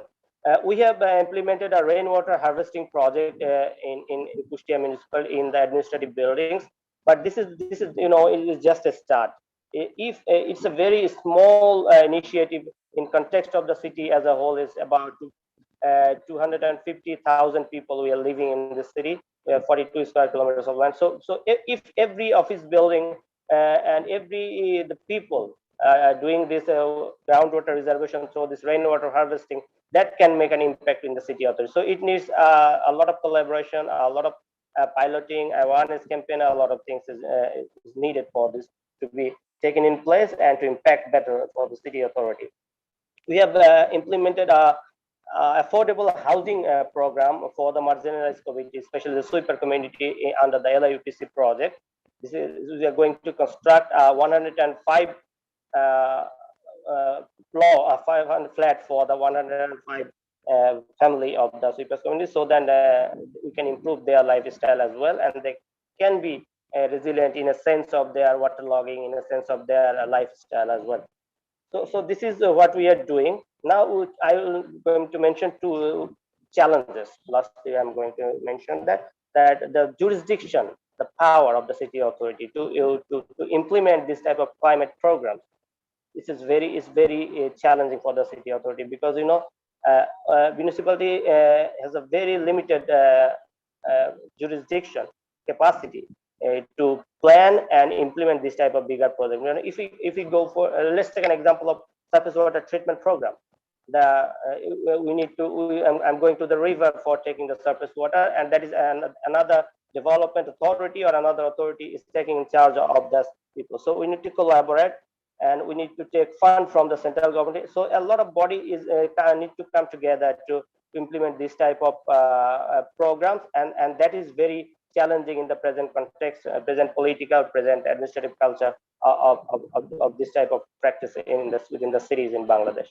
So, but we're trying in the city authority as well, and I'm very happy to hear just a minute ago that our joint secretary ma'am said that the central government is also trying to think of the capacity building and this type of project being implemented in the city by itself as well. So government is saying so. I'm very happy to share that together we can do better, I think, in the near future. So thank you from me right now. Thank you so much, Mr. Ahmed. I will be taking questions at the end of the session, so we will move directly to our next speaker, Mr. Sharkar Daliluddin Ahmed. Sir, the floor is yours. Yes, assalamu alaikum. Yes, sir. Hello. We can hear you. Bismillahirrahmanirrahim.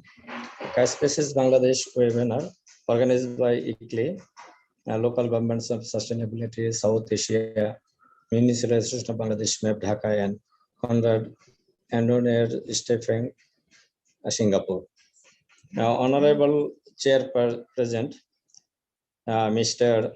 Christian ICLEI, Director, PDA, Conrad Andoner Stephen, Singapore, Mr. Imani Kumar, Executive Director, ICLEI, Local Governments for Sustainability, South Asia, Mr. Don Kamal Ahmed, President, Municipal Association of Bangladesh, MEP, Dhaka, and Mayor Nilphamari Municipality, Dr. Nur Nahar, Joint Secretary, Bangladesh Planning Commission's Governance of Bangladesh.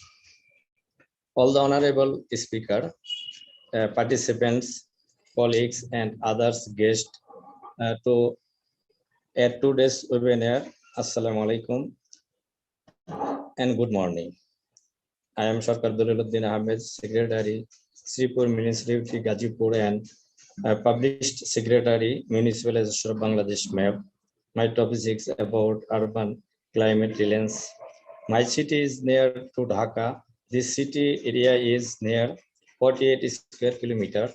This city is third big municipality in Bangladesh. In the city, population is about 4 lakhs. Sripur municipality is green and industrial zone. This city has about 200 industries and 225,000 households. Industrial waste and imperial water in challenging to the city. This city has no dumping station. Waste disposal are throwing canal and disposal. Sir, you are muted.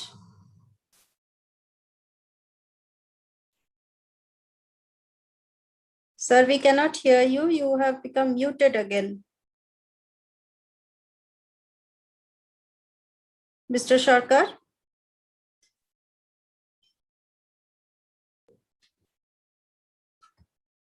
Mr. Sharkar, you have become muted again, sir. This create variable in water flow. For this region, people are affected by waterborne disease. For in Rupar, establishment of houses, people.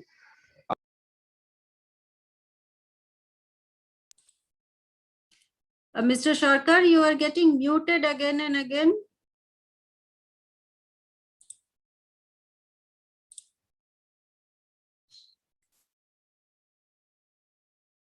I think he is unable to hear us.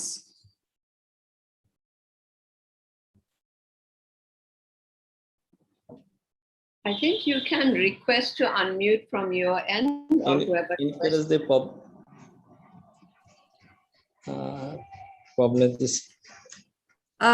Mr. Sharkar, you were muted for some time now, so if you can just repeat. Okay. On. হ্যাঁ, এবার শোনা যাচ্ছে। There should be a proper dumping station for government. The industrial disposal should be through in a specific place. Government should come forever to solve this kind of problem.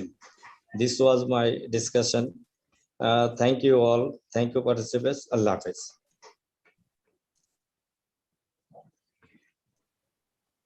Sir একটু যদি আপনি এর আগে যে কথাগুলো বলছিলেন ওগুলো আমরা শুনতে পাইনি, একটু যদি আপনি ব্রিফলি বলে দিতে পারেন সলিড ওয়েস্টের আগে যে কথাগুলো বলছিলেন।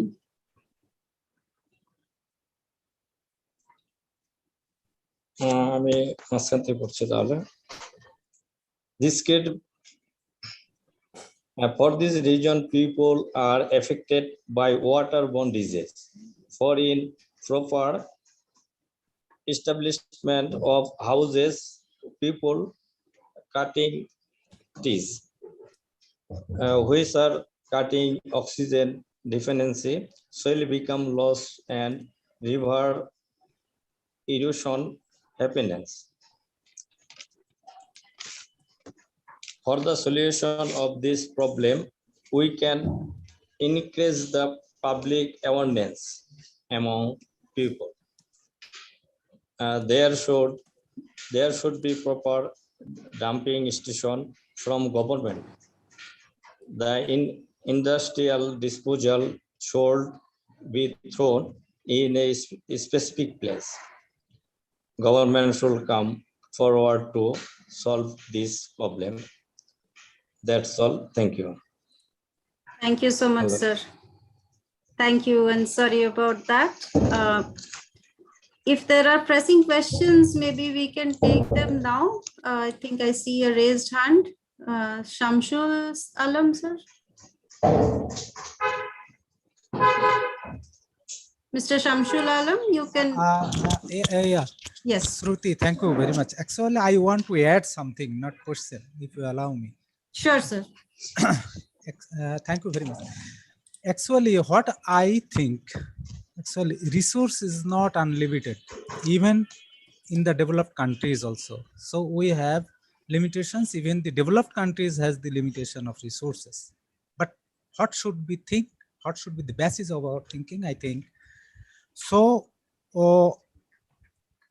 We need a plan first, plan development. Say, for example, city drain. If I construct a city drain without plan, after 20 years, if it is found it is not functioning okay, then it has to be broken down. So it is wastage of money. So that's why I am talking this. First, plan, and plan. Without plan, not a single penny should be invested. So this is my views. We are always, even in Bangladesh, I don't know about the India, Pakistan. So India, Nepal, Bhutan, or some Asian countries, I don't know. But it should be shared actually in this platform. So for our better learning, we are always waiting for the project. Say, for example, 329 municipalities, secondary and small, but we always wait for the project to implement such types of project. Without the project, we cannot do something, even with the grant allocation. So So I think continuous fund follow first approved plan. A plan should be approved, development plan should be approved, and infrastructure plan aligned with the national plan or land use plan or something like this, or visionary plan. So it should be approved first, and after approval, the fund should be linked with this plan, and continuous development should be done by all municipalities. You think when the climate change will hit a person, it will not consider whether Mr. Shamsul Alam is living in town or living in rural area. The climate impact will not consider that. So continuous development is required and fund flow should be linked with it. Thank you very much. Thank you so much, sir. May I request people who are not speaking to kindly mute your microphones. I see a hand from Dr. Jabin. Thank you. I actually have two questions to Mr. Ranveer Ahmed from Kushtia, because I was very happy to the kind of the key points he raised about three things, which I think is applicable to most of the urban centers or urban, if you're thinking about urbanization in Bangladesh in general, is this capacity of Pৌরসভা to actually interpret and plan the climate action plan. That's something I really felt is a very good observation. And also this coordination between agencies, which the local government usually faces all the time. My two questions to him is because he was talking about this construction of drainage in the informal settlement in Kushtia to reduce the waterlogging problem. My experience with such initiative has a kind of a negative impression or negative idea is that whether this drainage system which are being developed, are they connected to the municipal wide drainage system? Because if they are not, usually they tend to create just local or solve local problems. So that would be my question to him, that whether the drainage system that are developed in the informal settlement, are they connected to the municipal city, wide city or not? And also, since he was talking about the water scarcity and how they are starting to think about rainwater harvesting. I know that all of the all of the Pৌরসভাs in Bangladesh still follow the 1996 building rule, which does not allow to leave adequate places to soak the water, groundwater, to recharge the groundwater. So my question to him is, again, as a smaller Pৌরসভা who is facing water scarcity and you are going for rainwater harvesting as sort of encouraging rainwater harvesting, are you thinking about adopting the new building rule so that there are more space for soakable water, and rather than creating a problem, can we start thinking about addressing the problem from the very beginning? So I'll be very happy to know from Mr. Rahman from Kushtia. Thank you, ma'am. Shruti, can I directly talk Yes, about yes, that? of course, of course. Okay, thank you. The first issue is construction of drainage in the poor community or marginalized community. Yes, ma'am, the drain is connected to the city main drain, and in most cases, but in some cases there is no main drain actually passing away with that community. On that cases, there are some primary canals like drain. That canals are being used for water transfer. We are using that canal as a water transfer from main drain and one drain to another drain. So this is somehow all the drains we have constructed in the locality, the low income community are connected to the main drain. The second issue is about rainwater harvesting. Yes, we are going with our 1996 year laws, but there is provision for rainwater harvesting, that encouragement of rainwater harvesting in our existing law at Pৌরসভা Act 2009. But what I say that municipality has implemented a very small pilot project of rainwater harvesting for groundwater recharging, but its impact very insignificant to the city water resource system as well. But if we can encourage, we can promote awareness program, and if we can encourage enough to convince all the government agencies, all the private owners who have buildings, they can implement a small water reservation tank over their building, and that can be connected easily to the groundwater. That if most of the people, most of the city people are doing on the same channel, then it can impact the water system of the city significantly. There is a lot of challenges to make a strategy to implement this type of programs and projects, but we need to think on that channel as well, because the groundwater in the city level is depleting with a significant rate. So we need to have some alternative in front, so that we can talk about implementing the programs and promoting the need, promoting and meet the need of the water of the city people as well. Thank you, ma'am. Thank you so much. I hope that responds to your question. I see a hand raised among our attendees, Mr. Tushar Roy. Is it possible to unmute him? I think, Mr. Roy, you can unmute yourself now. Yes, sir. Madam. Am I audible? Yes, sir. Thank you, madam. I am Tushar Gandre, Associate Professor, Department of Urban and Regional Planning, Khulna University of Engineering Technology, Kuwait, Bangladesh. My question is to Mr. Ranbir Ahmed, Town Planner. Hi, Tushar, how are you? Yeah, fine. How are you? My question is to you, Ranbir.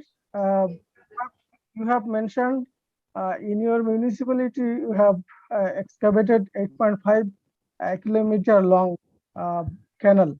And my question is, what are the main functions the canal is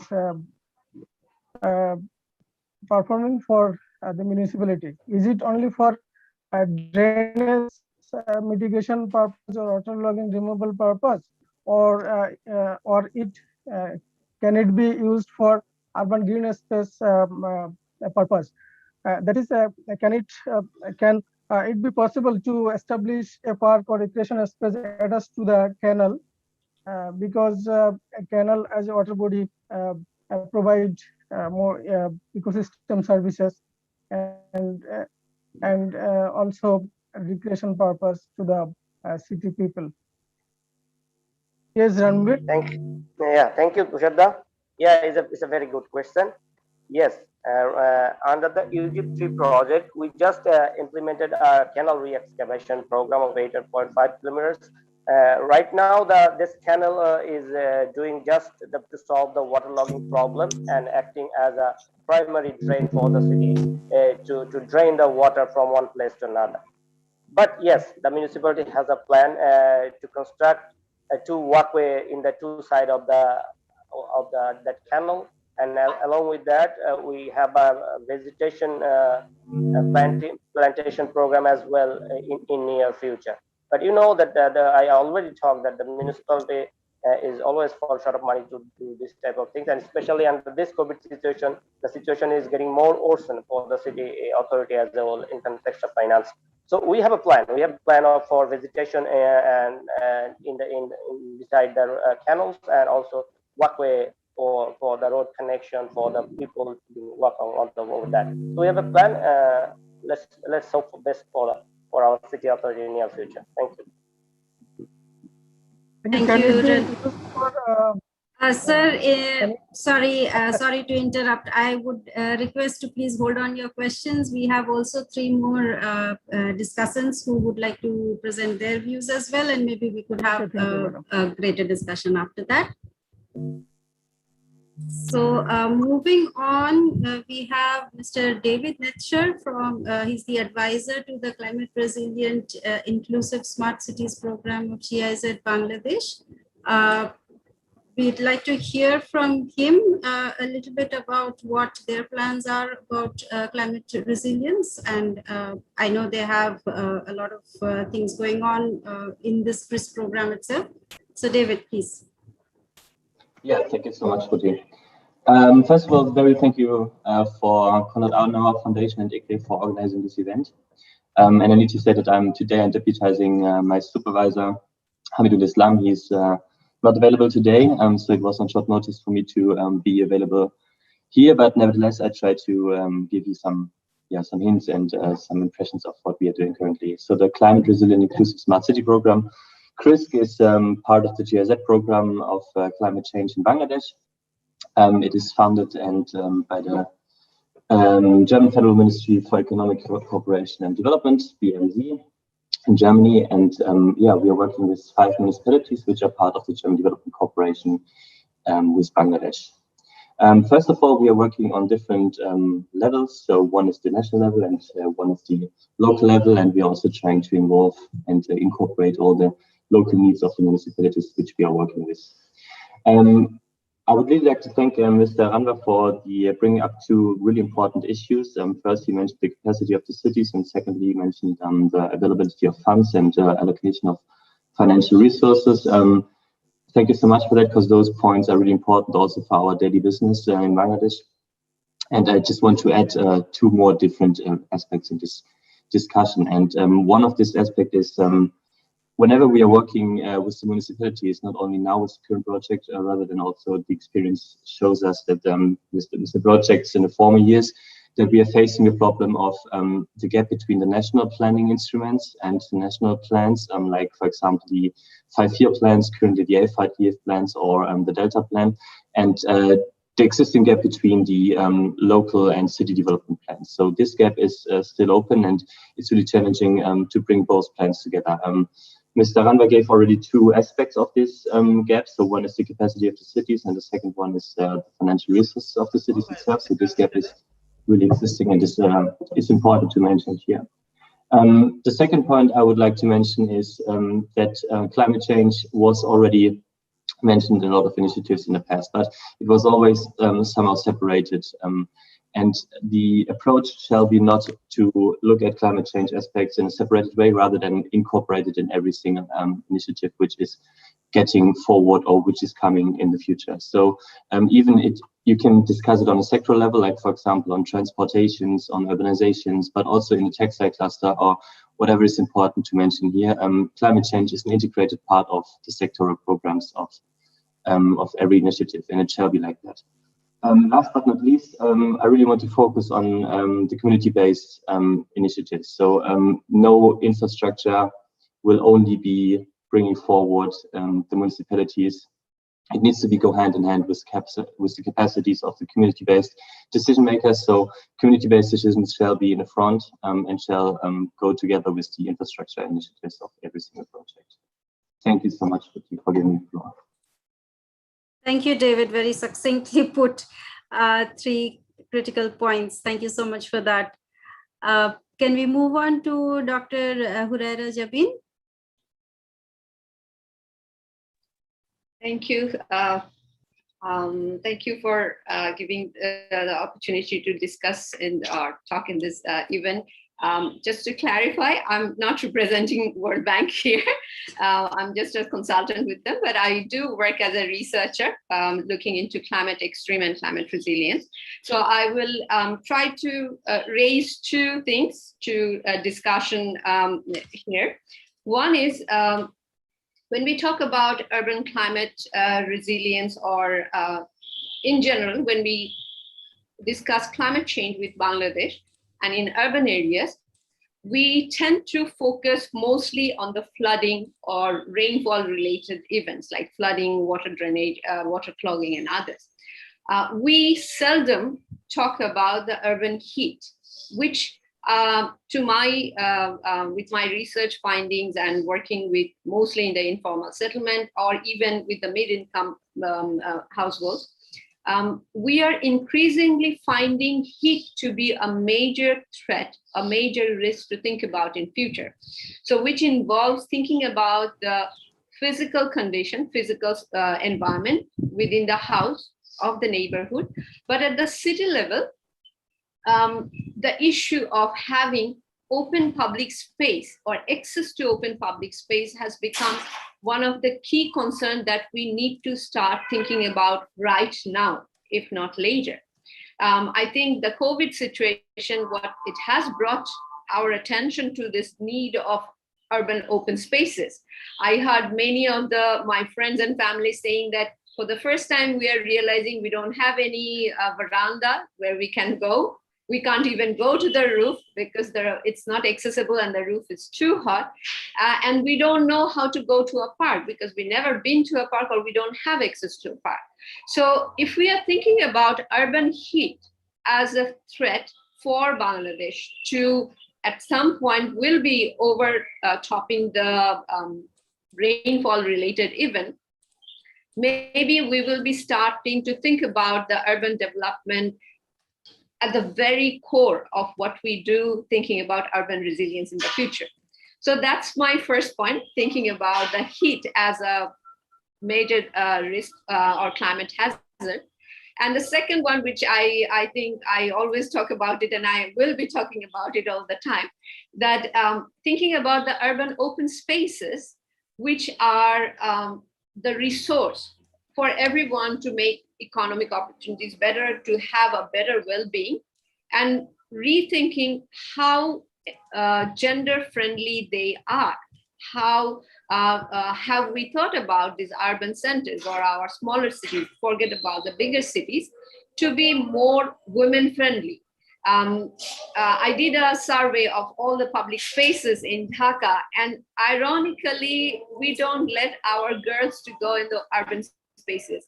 Our women only maximum 10 to 20% of the urban street as an open spaces. But if you think about resilience, and not only about looking into these physical hazards, but thinking about people will be, more women will be coming to the economic employment or seeking employment in the city. They will be becoming the head of the female-headed household, and they will be the one more vulnerable. So when we are thinking about resilience and looking into the opportunities, urban areas do offer opportunities, especially for women. But are we thinking our city in a way so that we make them more women-friendly? It's not about only safety, but creating opportunities, more opportunities for them in terms of creating connectivity, creating spaces where they can get involved into the business, or they can go to work, or they can help their children to become better. So I think when we think about urban resilience for Bangladesh, I think these are the two issues that we should be talking about in future. I want to finish with this information that we talk about female-headed household to be more vulnerable. We talk about more people moving to the urban areas, but what we don't talk about, that it's predicted within the next decade, more women will be living in urban areas and more female-headed household living in urban areas. So those are not only the bigger cities, these will be the smaller cities, Purushavas and others. So maybe we need to start thinking about, yes, the bigger picture. We are thinking about sea level rising, massive migration, but how do we prepare our urban centers to accommodate this new group of vulnerable population who will be moving into the urban areas for livelihood, for better education, for living condition, or must be moving, it's not voluntarily, they will have to move to the urban center. How do we think about their livelihood? How do we think about their access to the urban services and spaces? I think that will be something to think about in the urban resilience sector in future. So thank you very much for giving me the opportunity to talk. Thank you, Dr. Jabin. I see already David's hand is raised. David, do you mind we complete Mr. Kaim first and then go to you? No, please go ahead, Shruti, please. Thank you. Thank you. Mr. Mustafa Qayyum Khan, the floor is yours, sir. Thank you very much, Madam Shruti. It's really a pleasure to get the opportunity again. And particularly after this first session, actually, I'm really, I think, finding that the relevance of this session, how, with the first session and as a whole with the total objective of the webinar. This topic of this session is urban climate resilience. And first speaker, Mr. Ranbir Ahmed, has nicely mentioned, has very, briefly focused on the major issues, and so is briefly Mr. Sarkar Daliluddin, and of course, so much elaborated by our earlier discussant, Dr. Huraira Jabin, particularly mainly focusing on the women and the children issues. I really thank all of them to bring up the issues, but to bring out, pointing out the issues with importance. I just would like to add with them. First of all, you see, this urban climate resilience issue is issue that is actually separated from the rest of the country, that means rural part. So urban resilience, we are talking about the urban resilience. We're not talking about the rural resilience because of the reasons, of course, because of the causes of the vulnerability in the urban context. We are talking about this urban resilience more because it is over-threatened than the rural areas, of course. And there are some measures in the rural areas where people can be saved, people can be, I think, evacuated, people can be, I think, saved as a whole. But in in the urban context, it's not really the same. Dr. Huraira Jabin has indicated that the vulnerability about the children and women. I would like to say about the whole total generation or total people in the urban context. Particularly in the slum areas, people are much more vulnerable than in the well-to-do areas or in the better, settings in the urban context. So the slum people are much more vulnerable because of many reasons. First of all, livelihood, access to facilities, and of course, there are other reasons. For many reasons, then they cannot really take care of themselves. First, they have to take care of their earnings. They have to take care of the place where they work. All these things. I'm trying to be very brief as much as possible because of the time constraint. You have already taken enough time. You see, urban context, I think, is more vulnerable because of the lack of proper management, in my view, because the urban settings are not really planned, mostly in planned manner. I'm talking mainly if we talk about the city corporation areas, then the municipal areas. These are not, the settings are not in planned manner. If there is plan, then the services, of course, as per the plan, will be available. As Mr. Shamsul Alam has also mentioned, that the capacity, we have to also think about the capacity, that the setting we have, accordingly, we have the availability of the capacity to serve the people. But thing is, the urban areas are too much overpopulated. Then it can really serve.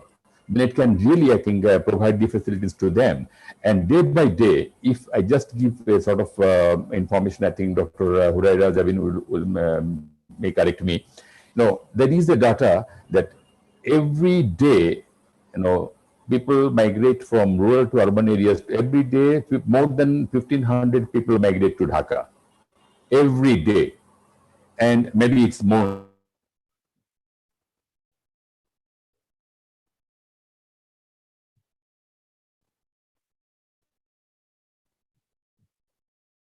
So this is how the population growth is taking place. And this population, the city is really accommodating this population anyway. And most of them, they take shelter in the slum areas. And slum areas are also at risk from different actions like eviction and also lack of services, lack of protection, lack of security, so many things. And these people are much, much more vulnerable. As in my capacity, I had the opportunities to serve them at different times of disaster effects. I have seen myself how the children are in worst condition, how vulnerable they are, how they were burned, how they were really, I think, hit by different effects. And this is exactly only at that time the government authority with limited capacity, like, I'm talking about the World Commissioner, I'm talking about the mayor, I'm talking about others, fire brigade people. They just come and they try, of course, their best and they try to do something, but that's not enough because there was no preparedness that way. So that is why, as per the climate change is taking place, and globally we are talking about two important methods, adaptation and mitigation.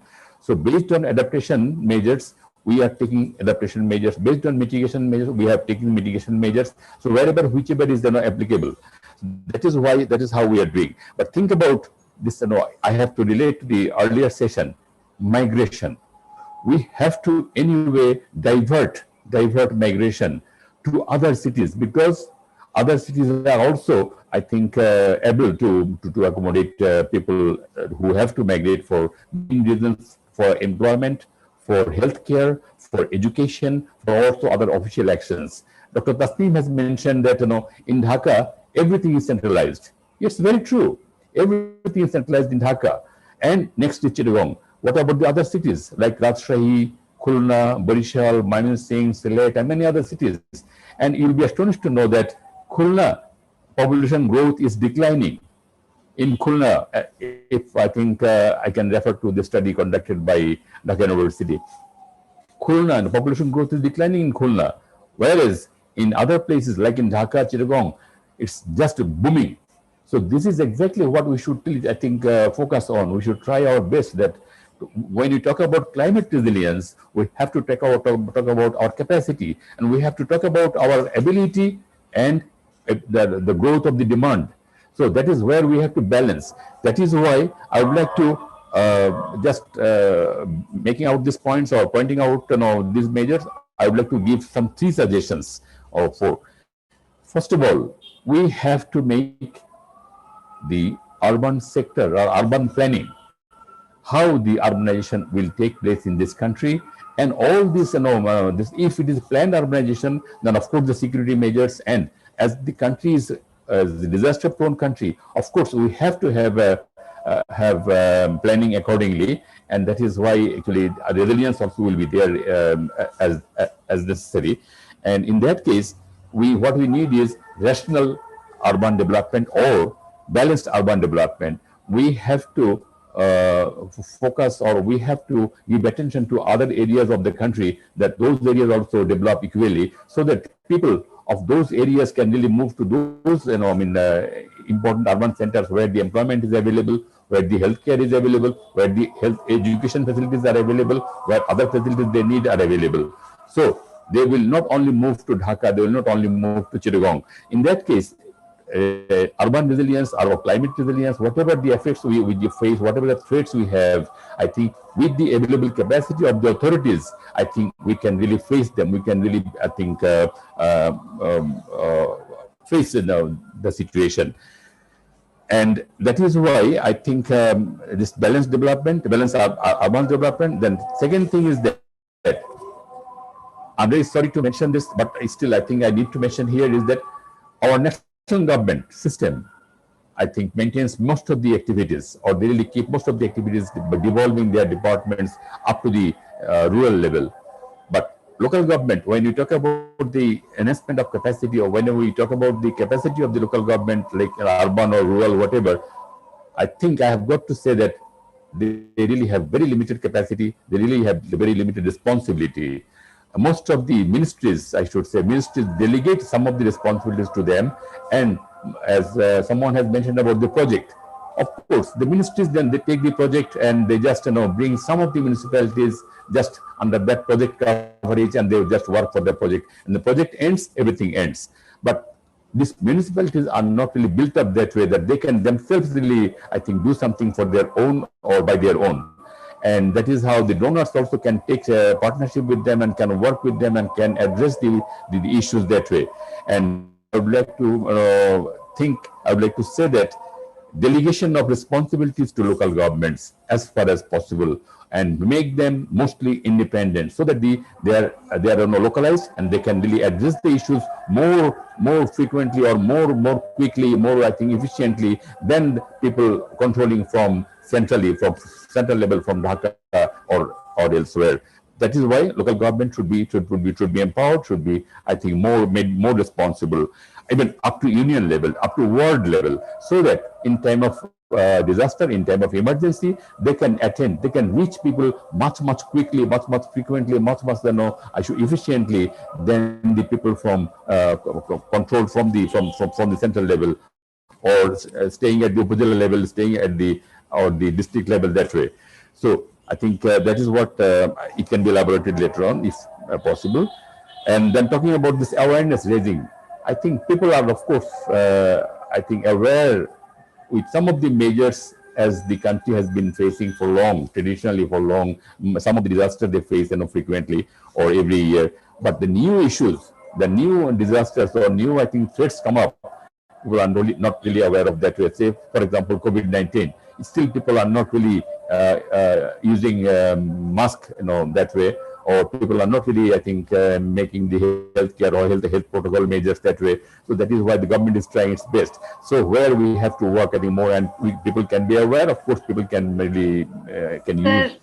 Yes, sir, may I request to wrap up because we're already running late. Yes, I know that's what I wanted to mention, that it demands a broad discussion. That's why I wanted to be brief. But thing is, my last point is this: that diversion of this migration has to be done only through making the other cities develop and other municipal urban centers develop, and that is how I think we can address this urban climate resilience issue much better than we are being able to do now. Thank you. So sorry for taking some longer time. No problem. Thank you so much, sir. I had several hands raised. I think David had raised his hand first. So maybe if you could please briefly put your points across, then it will be easier for me to take up a few more questions. Sure, thank you, Fuji. First of all, thank you, Mr. Khan, for bringing up those important issues. I want to go back a little bit to Ms. Dr. Jabin.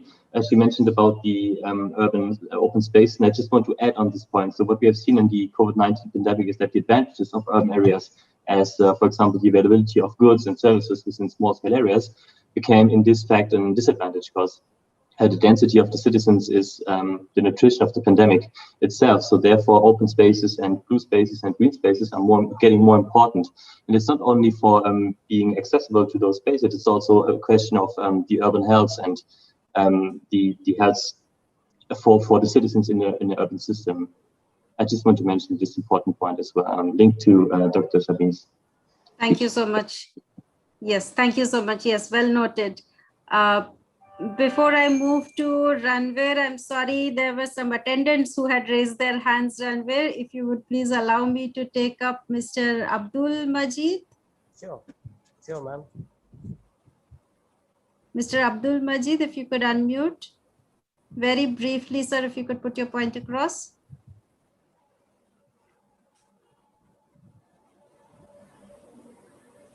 Okay, we'll move on to Mr. Shafiqul Alam. Thank you.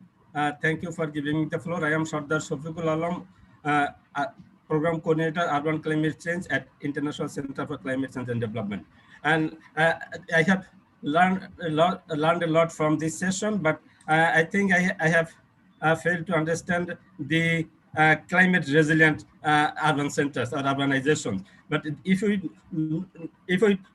try to understand why do we need the climate resilient cities, because there is a climatic hazard shocks are hamper our infrastructure and community livelihood and others.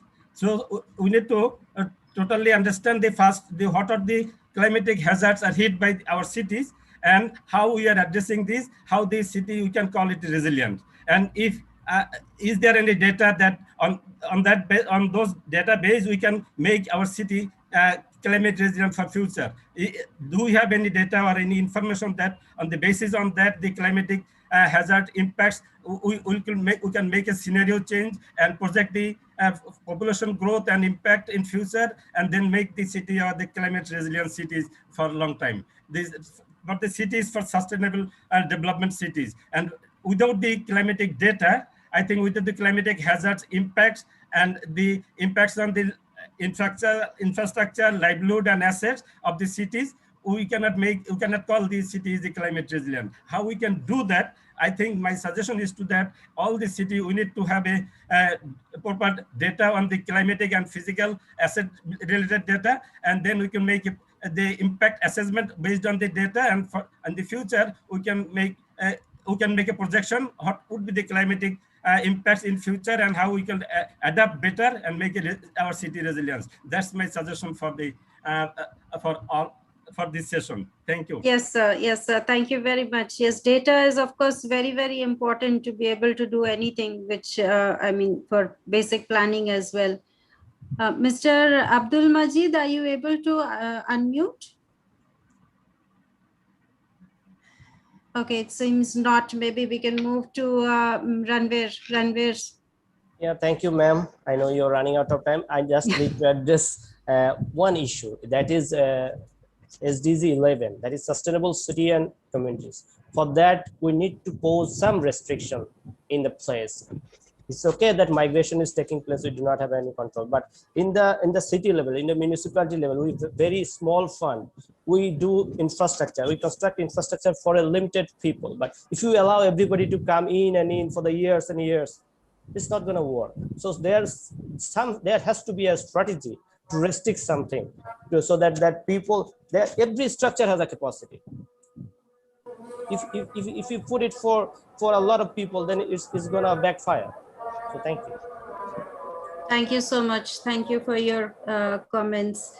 I would have liked to continue the discussion a little further, I think, but we already had a lot of discussions, and I think very important points were raised about planning, about coordination, about collaboration, about inclusion.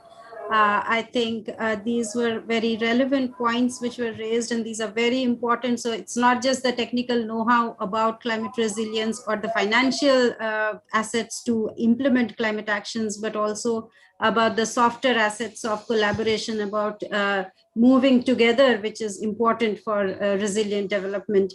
Thank you so much to the panelists and to the speakers. Thank you for your time, and thank you to the participants as well for raising questions and giving us some very pertinent points to consider. I will now conclude the session. Please, if there are questions which are unanswered in the Q&A box, we will come back to you with written comments. So please bear with us. I will now submit to my colleague Avantika. Please take away the next session. Thank you very much. Thank you, Shruti. My name is Avantika Arjuna. Good afternoon, everyone. I work as a senior manager with ICLE South Asia on transport and clean mobility projects. I welcome you all to the last technical session, today's last technical session on sustainable mobility.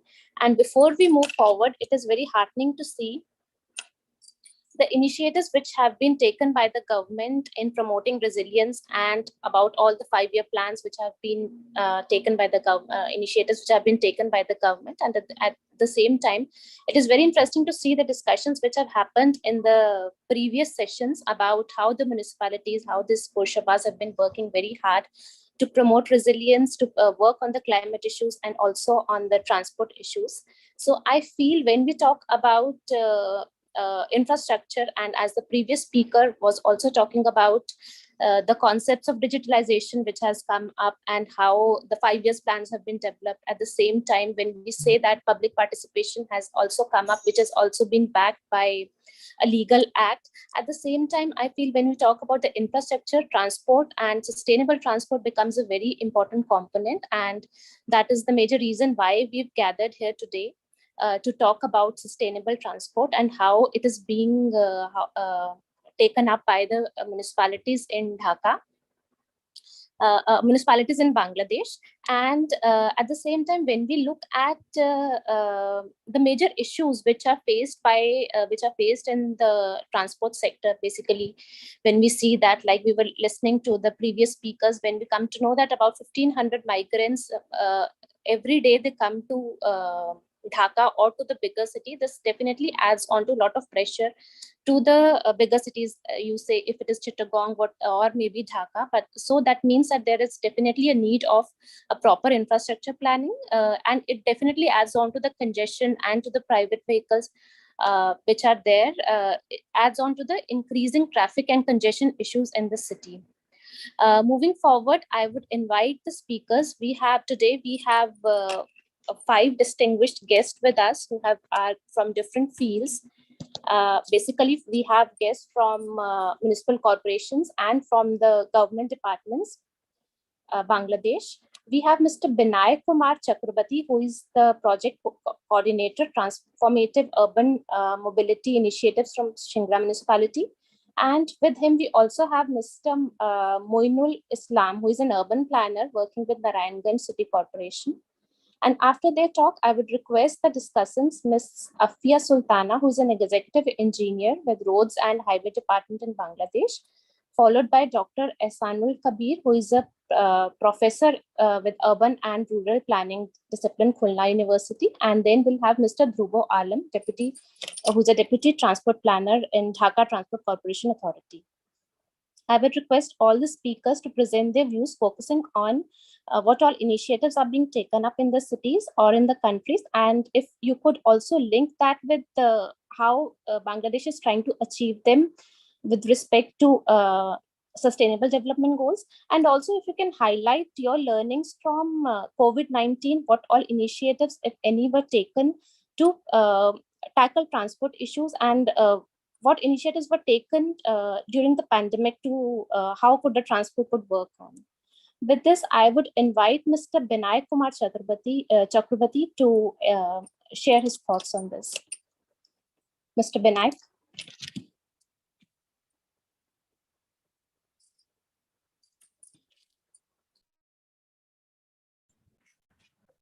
Thank you, Avantika.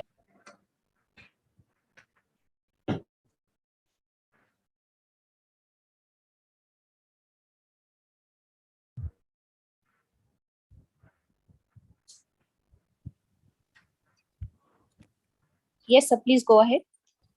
Hi, Avantika, can you hear me? Yes, we can hear you. We can see the slides also. Hello? Yes, Mr. Binay, we can hear you. Okay, thank you. Yeah, thank you. Hi, good afternoon to everyone. I am Binay Kumar Chakrabarti, the project coordinator of the TUMI project of Shingra Municipality.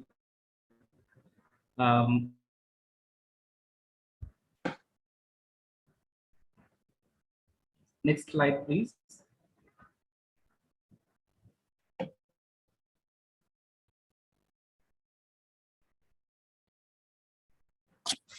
Shingra is a small city located in the northwestern part of Bangladesh. The total area of our city is about 22.5 square kilometer, with the population of around 50,000. The main occupation of our city is agriculture and farming. Shingra is very much famous for its natural beauty and the biodiversity. The municipality has been working to ensure the best citizen services by developing a safe, resilient, and pollution-free city. About our transport sector in Shingra, there are about 7,000 people move in the city every day, in which 500 people have bicycle, 1,100 people have a motorcycle, motorbikes, 1,000 people move by the other vehicle, and the 3,750 people use the rickshaw. Next slide, please. So, what are the that we are facing in our transport sector? The main means of transport in Shingra is rickshaw. If we go back to 7 or 8 years ago, all the rickshaws were paddle put, in which 95% rickshaws are now informally electrified, which is not only illegal but also dangerous for the passengers. And very often these rickshaws lost their control and hit the pedestrians. And these scenarios is not only for Shinga. All the city are facing the same problem. On the other hand, there is no designated public transport service by any municipality or city corporation. Even cities don't have proper control over the unlimited growth of the vehicles. The condition of the charging stations is very poor. The poor connections, the poor unorganized wirings, and they are not much interested to use the solar systems in their charging stations. Another big problem is a poor quality of the batteries. There are two types of batteries are used in the e-rickshaws. One, the lead acid batteries and the dry gel batteries, which are not only harmful for the people but also its lifespan is too short. Also, the drivers don't have the proper training on road safety or defensive driving. Next. Considering these problems, Shinga municipality made a plan for starting an easy, safe, and comfortable public transport service. ICLEI South Asia and GIZ gave us the opportunity to implement that plan. As a partner city of ICLEI South Asia, Shinga participated in the Tumi Challenge 2018 and selected as the winning city with a grant to support the proposed project. This is a very small project, small grant, small timeline, but the outcomes are very big. This project is already awarded by many countries, many organizations. The project is about to promote e-rickshaws as public transport and e-ambulance for emergency health support service. Shinga is the first city that has city operated public transport service for the citizen. Next, please. So the main parts of this project, we introduced 10 numbers of modernized e-rickshaws. The name of our service is Cholo in Bengali. 2 electric ambulance also we have, and we constructed an EV garage, come battery recharging station in very nice situation. We established a 24 hours service center, call center for the citizen to provide service for both the public transport and the ambulance service. We provided all the drivers training on the road safety and defensive driving. And we developed a local electric vehicle operation guidelines as public transport. This was our first phase, which already implemented by December 2019, and the second phase is running now. In the second phase, we will go to construct a rooftop solar with a net metering system. The power is 15 kilowatt for the recharging center, and we will introduce 2 electric boards, I mean green boards, as public transport in our city, because there are 3 rivers and 1 big wetland we have. So many passengers need to travel by boat, and all the boats are now fuel based. So the plan is to promote e-boats, electrified boats, so that the people can motivated by our new technology. Also, we are researching on lithium-ion batteries for many times, for 2 years, And we already used one vehicle of our Tuni service operated by the lithium-ion batteries. So we know that the lithium-ion batteries are more safe and more longevity it has for the electric vehicle. So the plan is to promote lithium-ion battery for the electric vehicle in future by the second phase of this project. Next phase, next slide, please.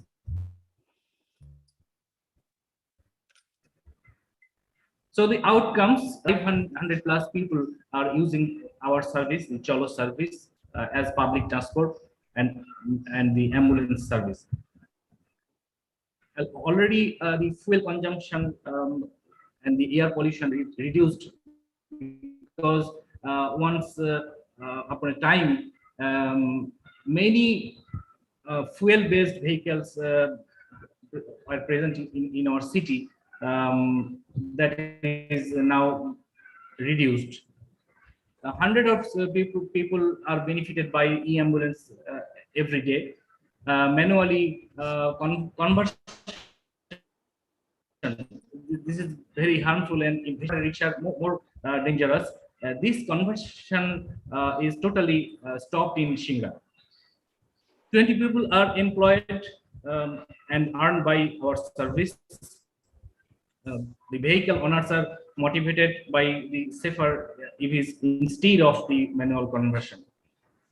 And especially the older men, women, and disabled persons and the low income group of people are much benefited through the low cost and the emergency service. And the outcomes from the second phase we expect that 5 kilowatt electricity to be added in our national grid after consuming our usage. We'll introduce a first e-board. It will be much better initiative because people, of course, people will benefited by the travel, by the transport, but also many small entrepreneurs and the boat owners are motivated to make the green boats. About 300 people will be benefited through the traveling by boats, by e-boats, and reduce the usage of diesel engine by the e-boat. Will increase awareness among the people, and the research and development that we are doing on lithium-ion batteries will play a very important role in Bangladesh in future, because this is a very new technology in Bangladesh, and nobody know a detail about lithium-ion battery. So the workshop of our lithium-ion battery will play a very important role to in future for promoting this technology. Next, please.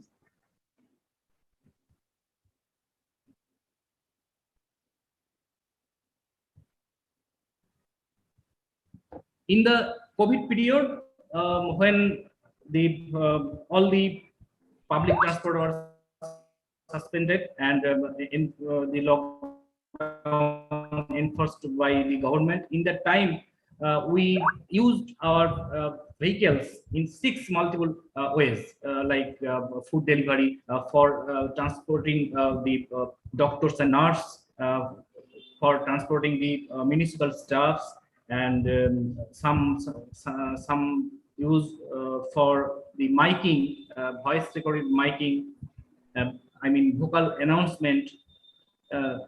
The ambulance, one ambulance are used for only for move the corona patients, and one separate vehicle were used for collecting the samples from the remote places in our city. So these multiple ways we are used for the service. Next, please.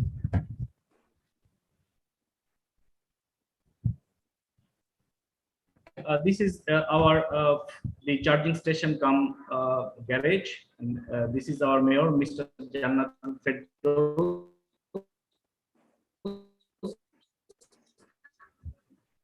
driving the car, electric car. Next, please. Also, we have faced many challenges during the implementation period, because we don't have the experience on electric vehicle batteries or the charging stations. We faced a lot of, but every project have some challenges in the implementation period. Next, please.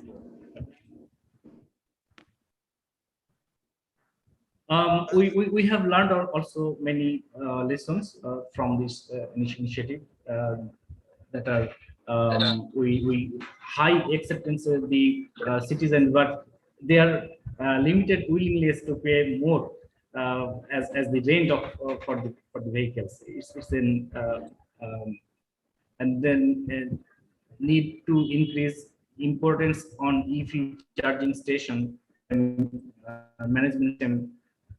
But main lessons that we learned that for the sustainable transport mobility, we need a good policy, good regulation for the electric vehicle, because many more there are 1/5 carbon emissions comes from the transport. So we have to give the priority in the transport sector and electric vehicle. Next, please. This project is already recognized, global picture awarded by many organizations. And thank you all. Thank you, Mr. Chakrabarti. This was indeed a great presentation, and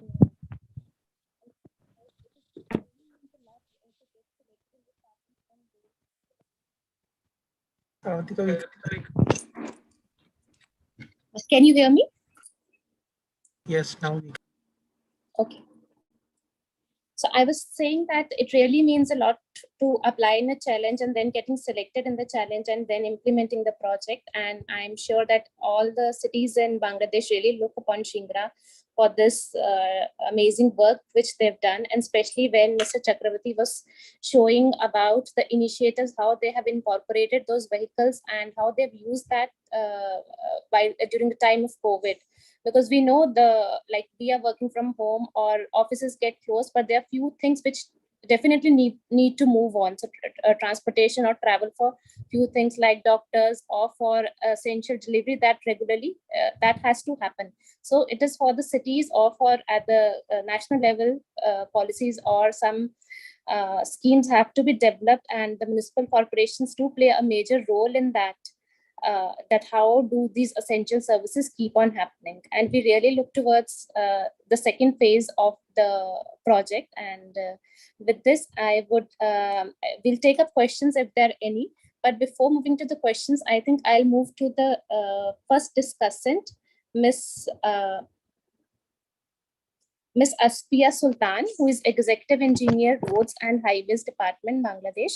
Ma'am, I would request you to focus your talk on, like Mr. Chakrabarti was talking about, the challenges which they're facing in promoting electric mobility in the country. Like they have tried in Shingla Municipal Corporation.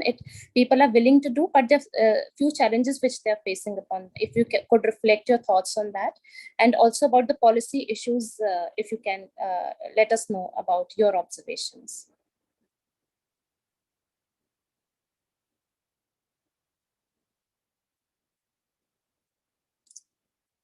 Ms. Aspia, are you there? Are you?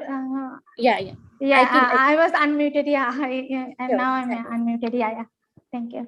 So thank you so much, and thank you so much, Mr. Chakrabarti, for your nice presentation.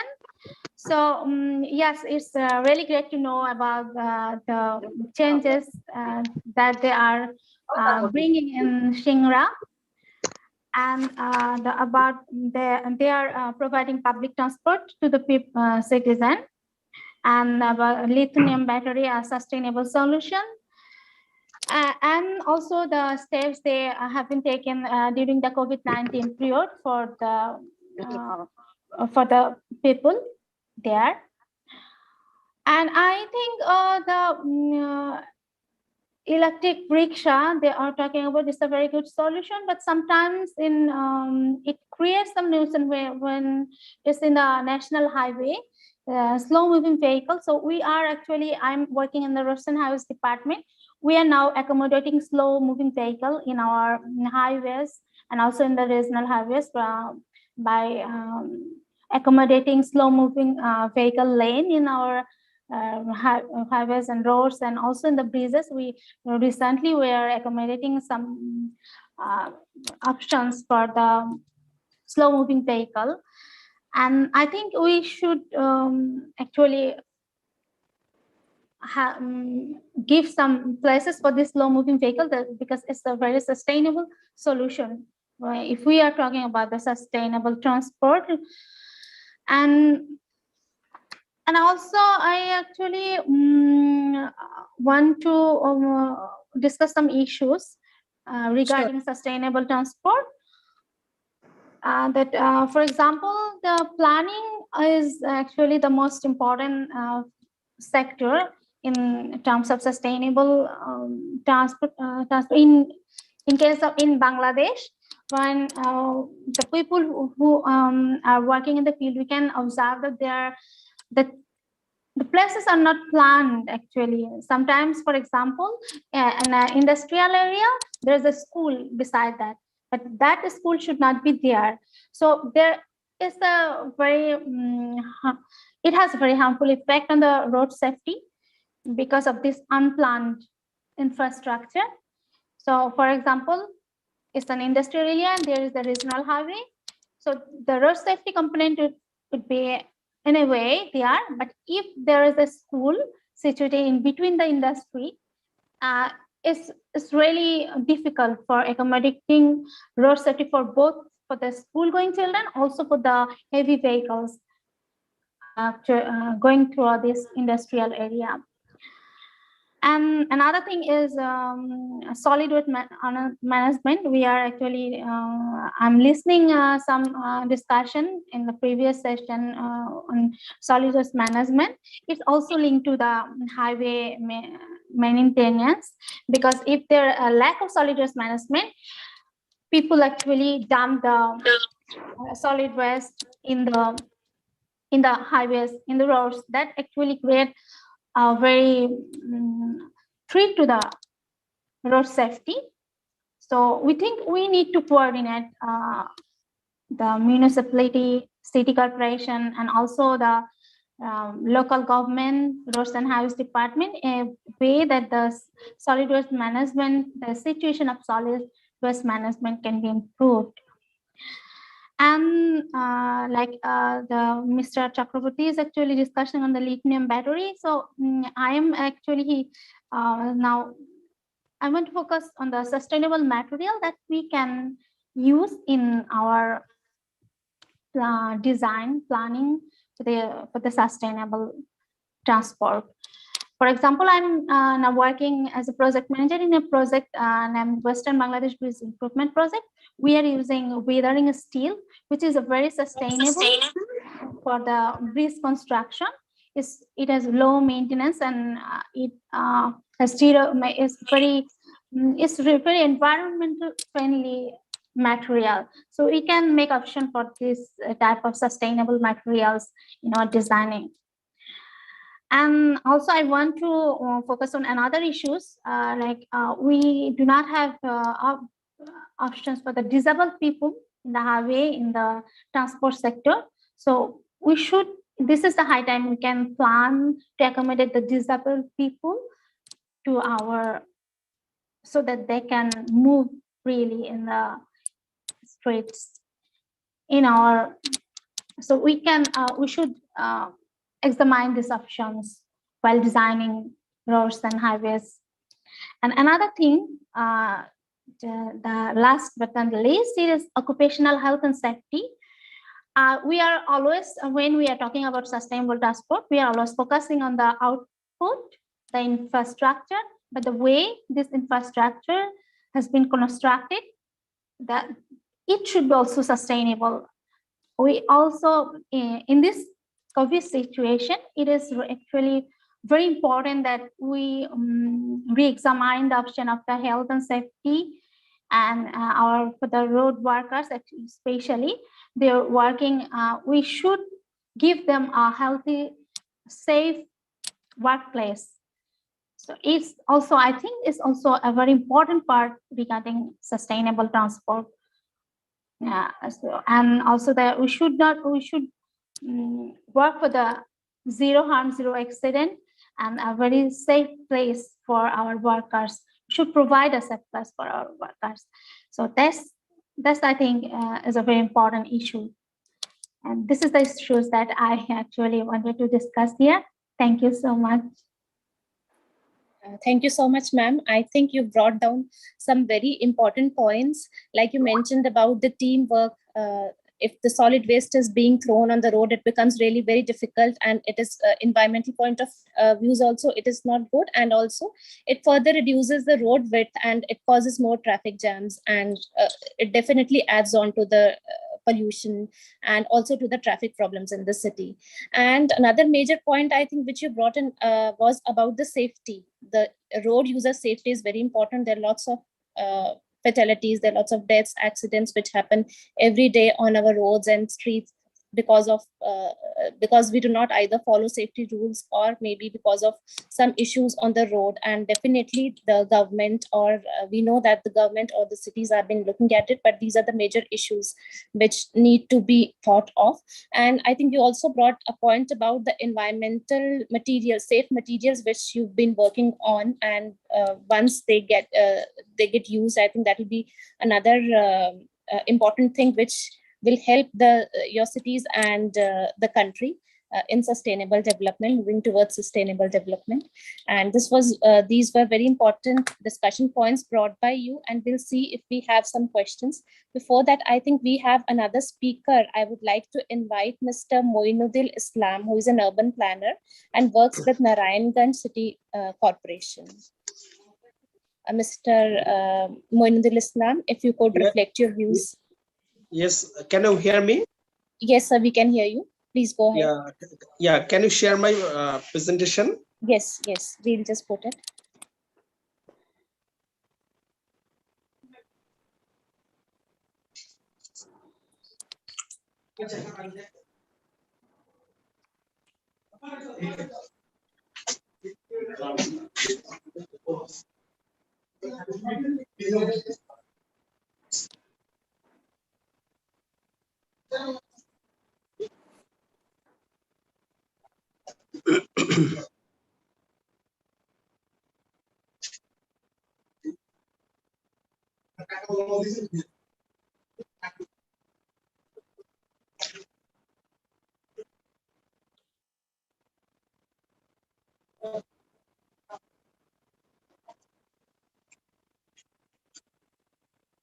Yeah, thank you for giving me the opportunity to present my city, especially the transport system experience from Narayanganj city.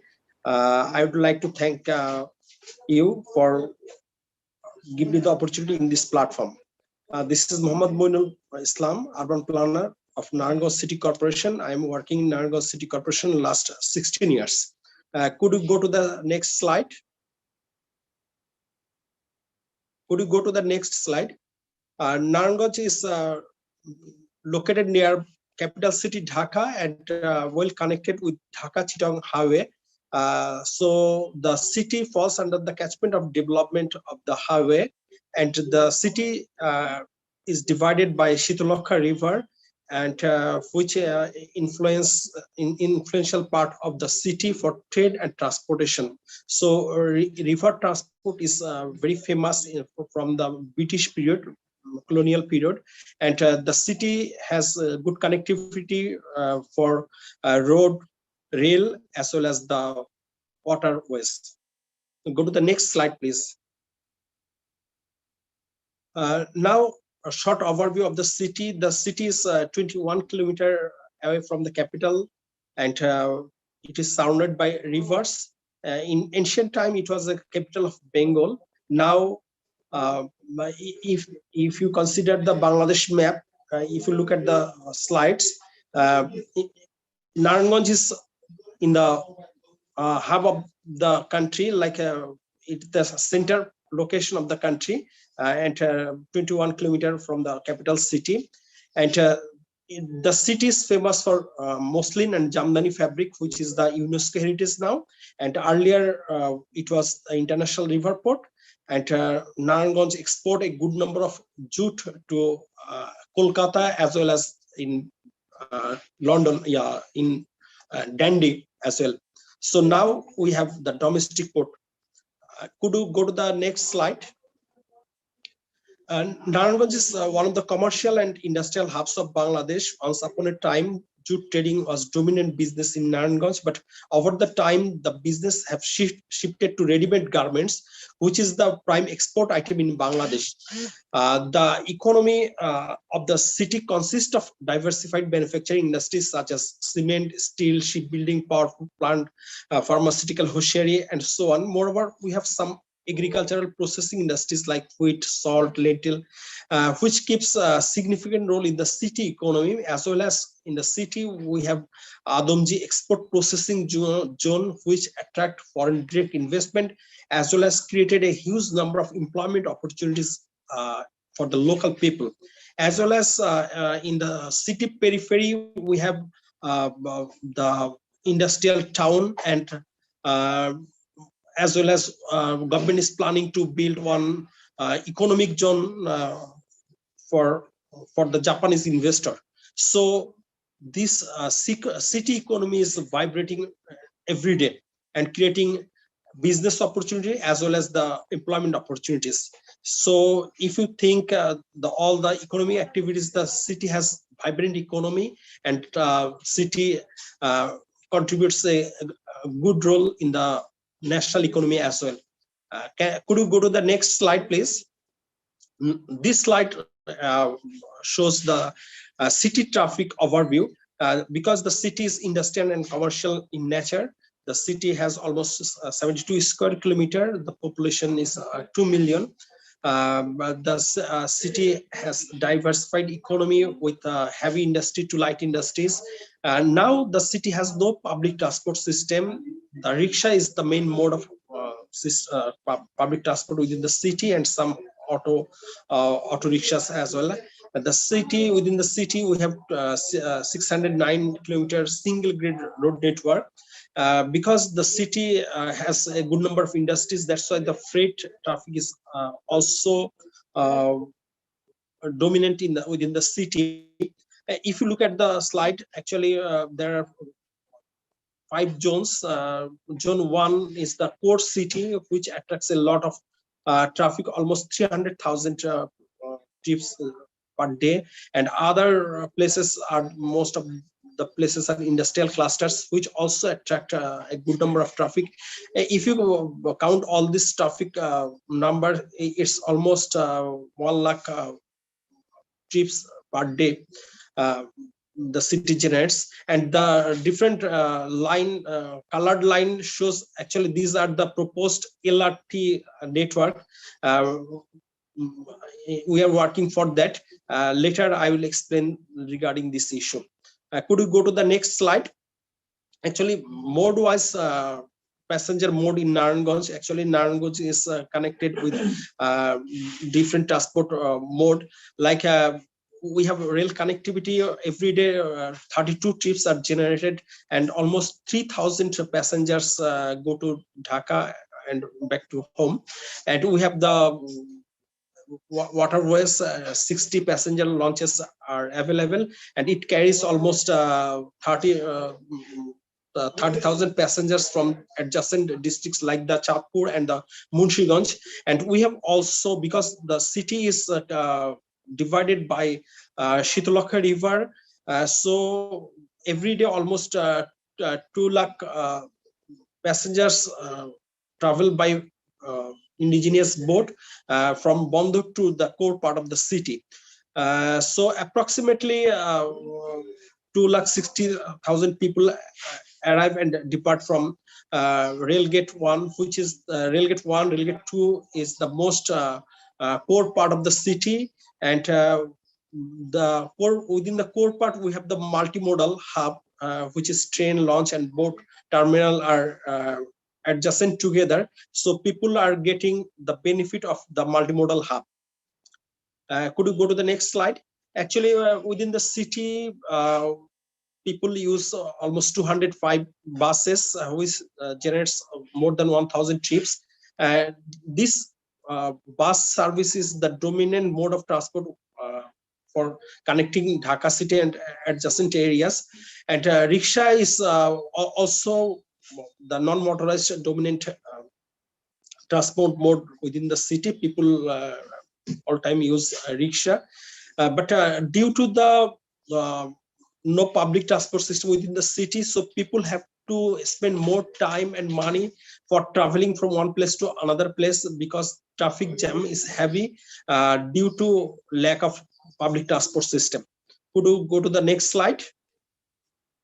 So the city has no transport master plan. That's why we did some feasibility study for different projects. So we have some small data. So I will share these data. If you consider this, the Railgate 1, Railgate 2, this slide shows the traffic scenarios gradually increasing day by day.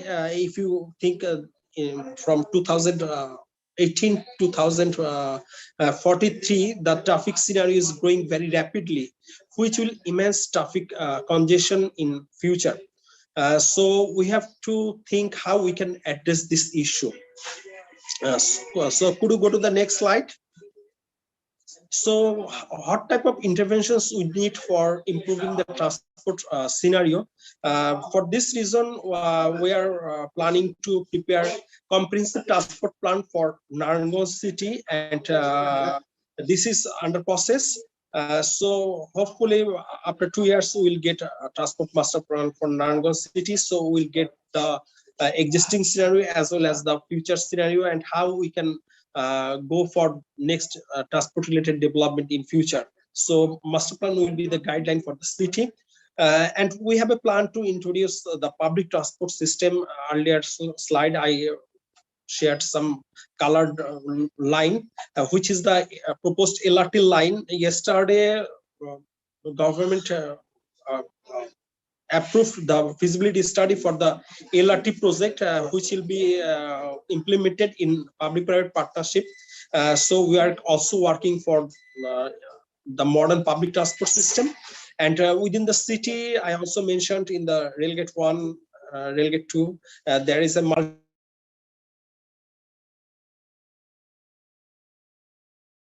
hub. The city has already multimodal hub, but the infrastructure is poor. So we want to improve the multimodal hub for the Naranganj city. And we also improve some traffic management at different major intersections of the city.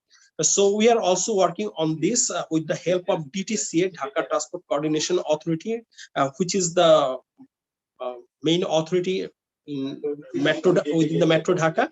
So Naranganj is within the DTCA jurisdictions. So DTCA are helping us for working all these activities. And last but not the least, the improvement, earlier slide please, improvement of connectivity with Dhaka Metro and other networks. Actually, Dhaka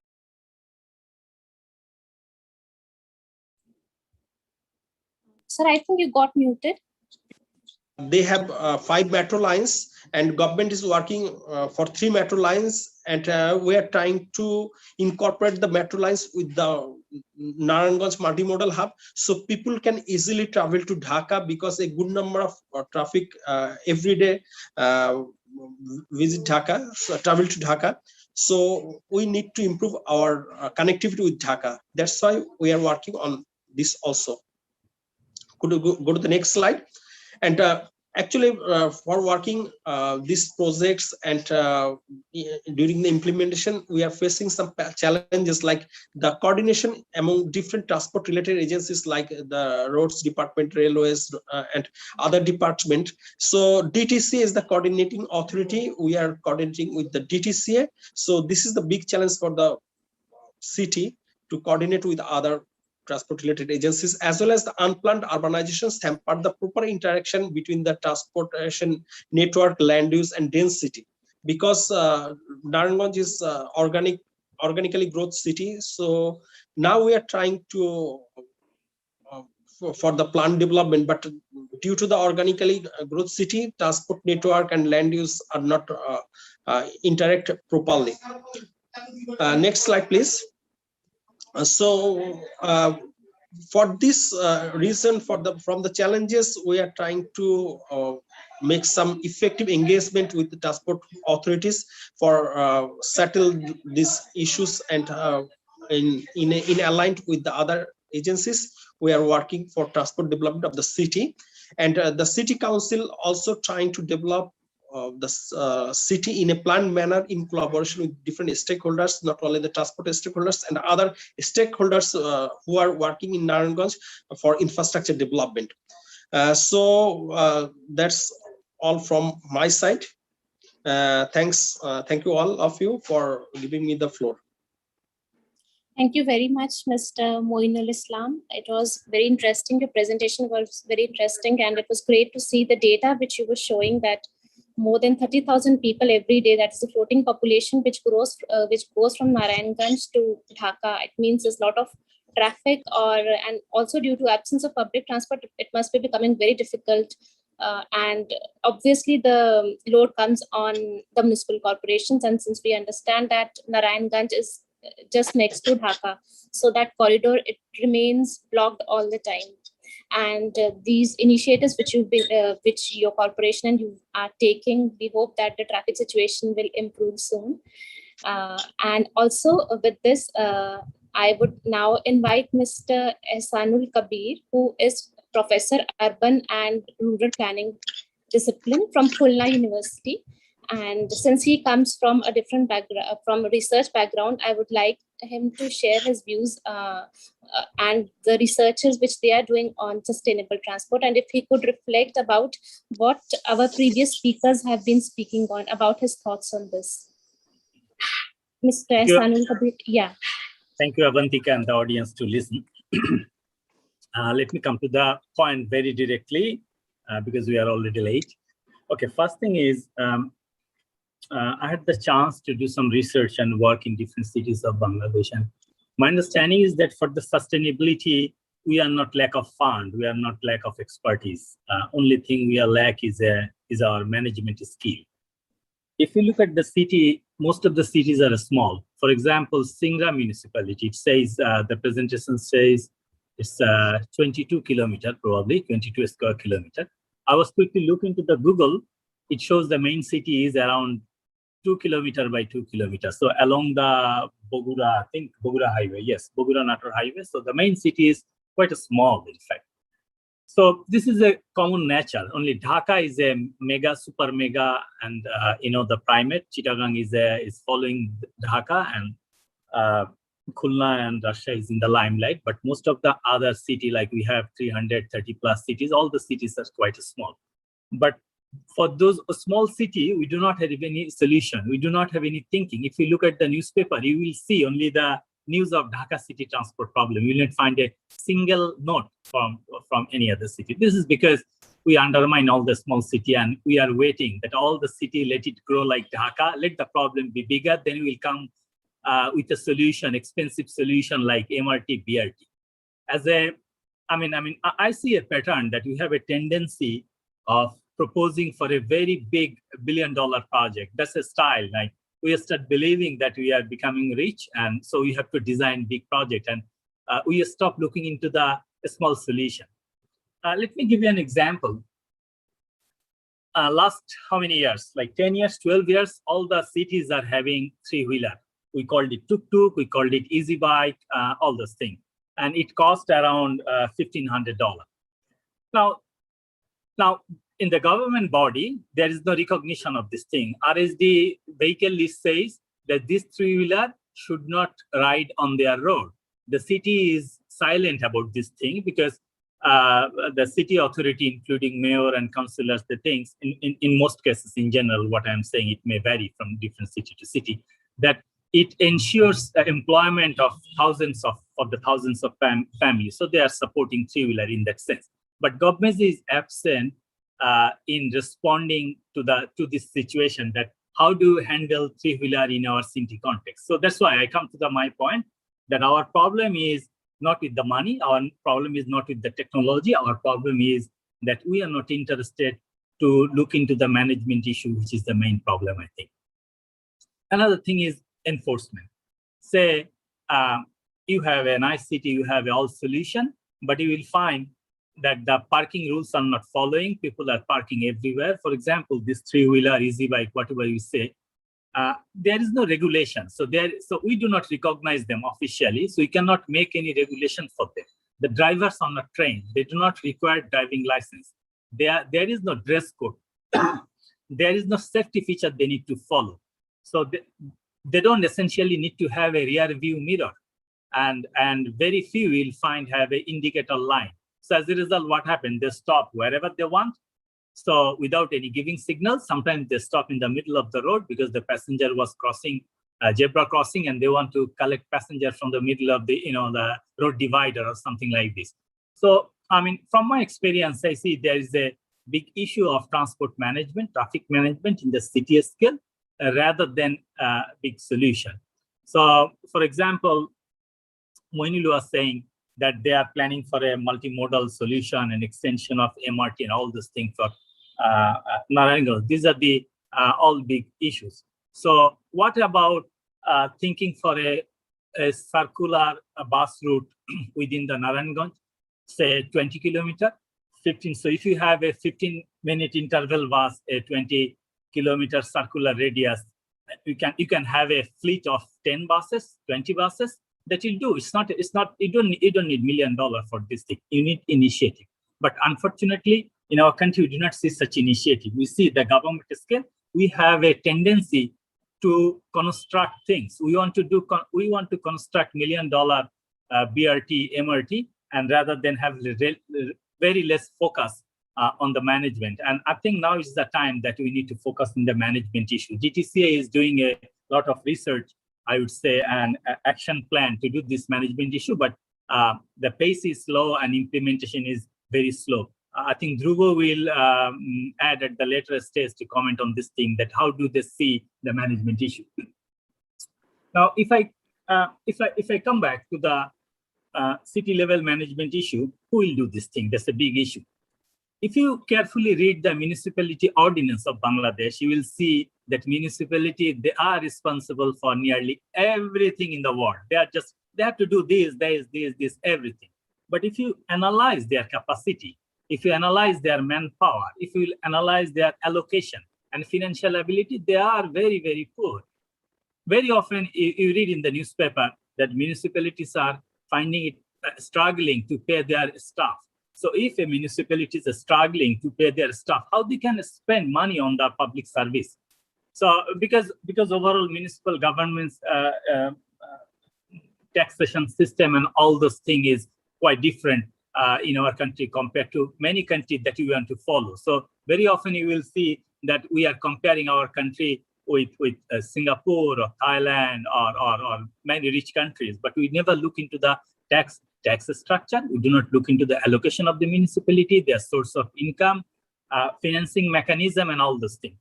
So so if you ask me, how do I see that solution of, how do I want to see the implementation of sustainable transportation in our city? I said at first we have to come back to the management side, because our cities are small. With little management effort, you don't need $1 million. You need attention. You need a little money, and you need a municipality need to strengthen.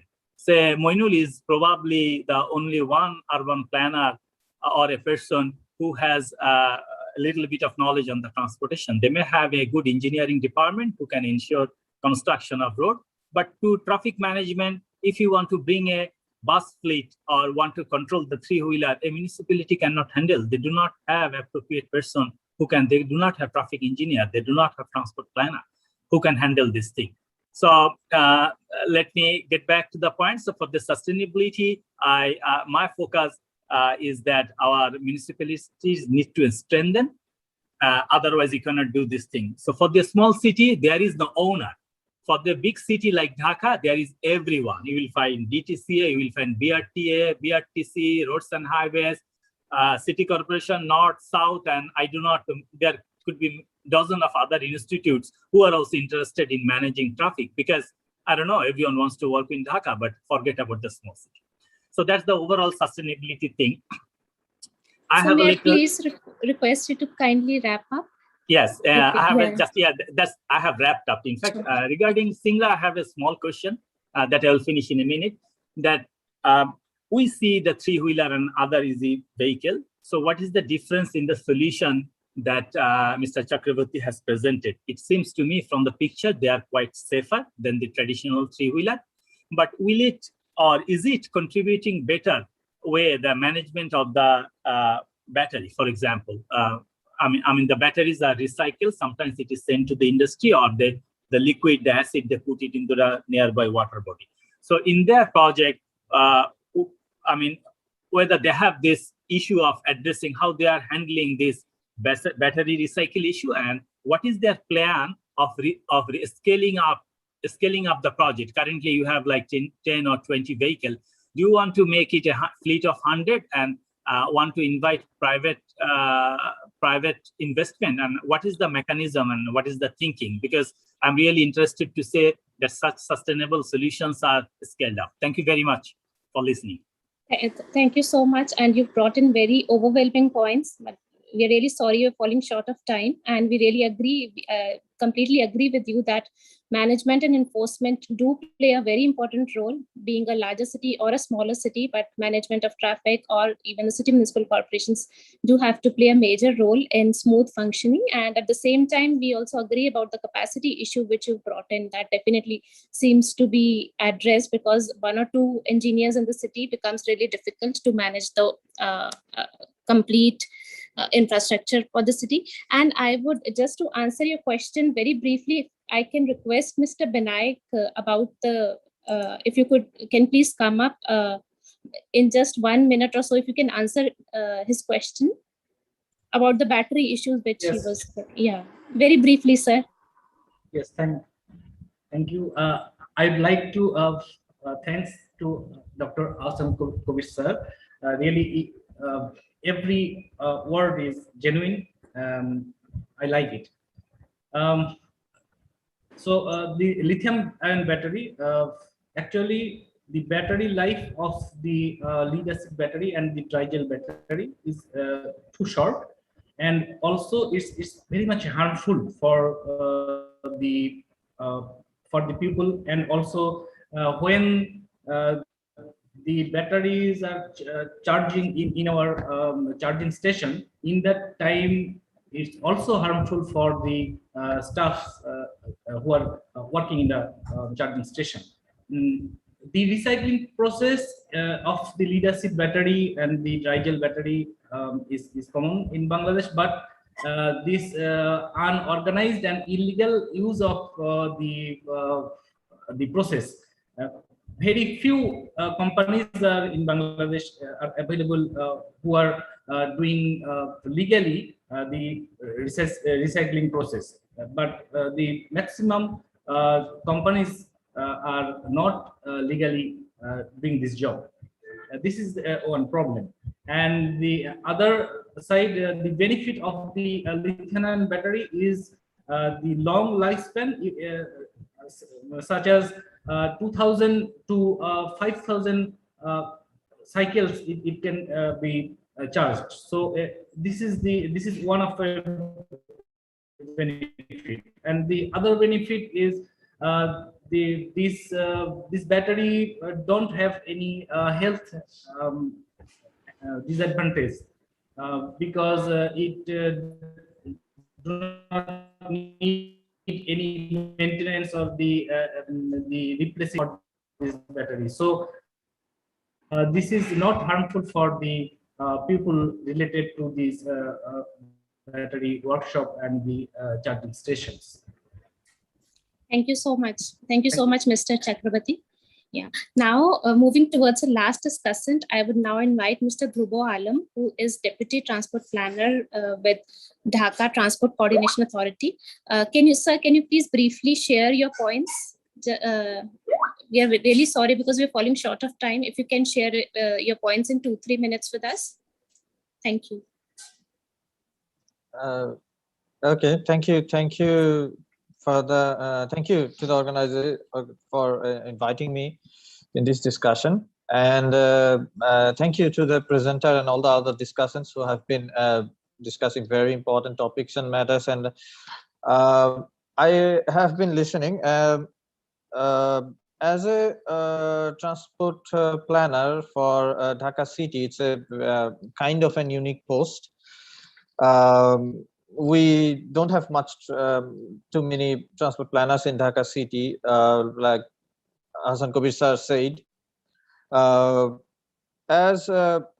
happens here that we also would like to normally we are mostly focusing on two mode of transports, because there has been lots of works and lots of plans and already for the BRT, MRT and other mass rapid transits.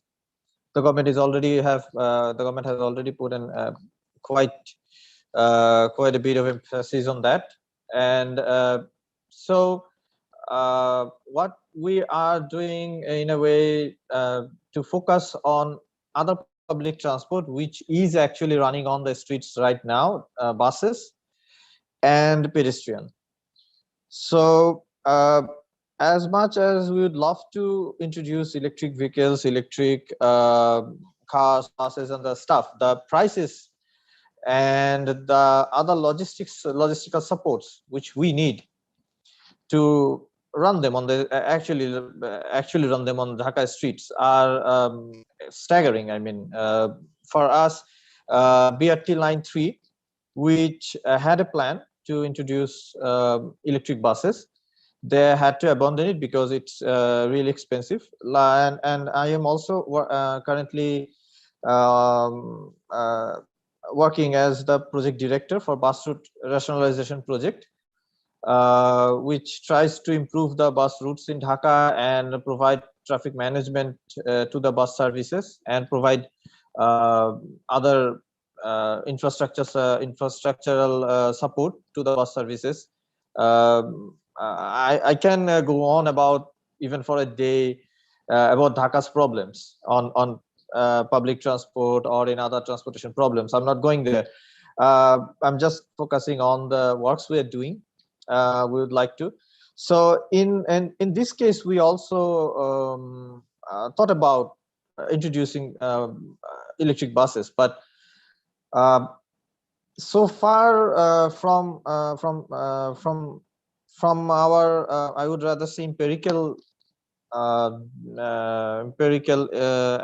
from empirical analysis, and I would say from our experiences, we may require 3,000 to 4,000 buses for Dhaka city, large buses, and before the MRTs are coming online. When they will be running, we may see a decrease in demand. So in case of these 3,000 or something, 4,000 buses, like the normal buses which now ply on the street, if we improve them and provide a higher quality buses, the prices are about $80,000 each. In case of imported buses, which will be imported and a bit higher quality buses for urban with 2 doors and the stuff, with which we would like to introduce in near future. That would cost around 200,000 to 250,000. The electric buses, however, causes about $500,000 each.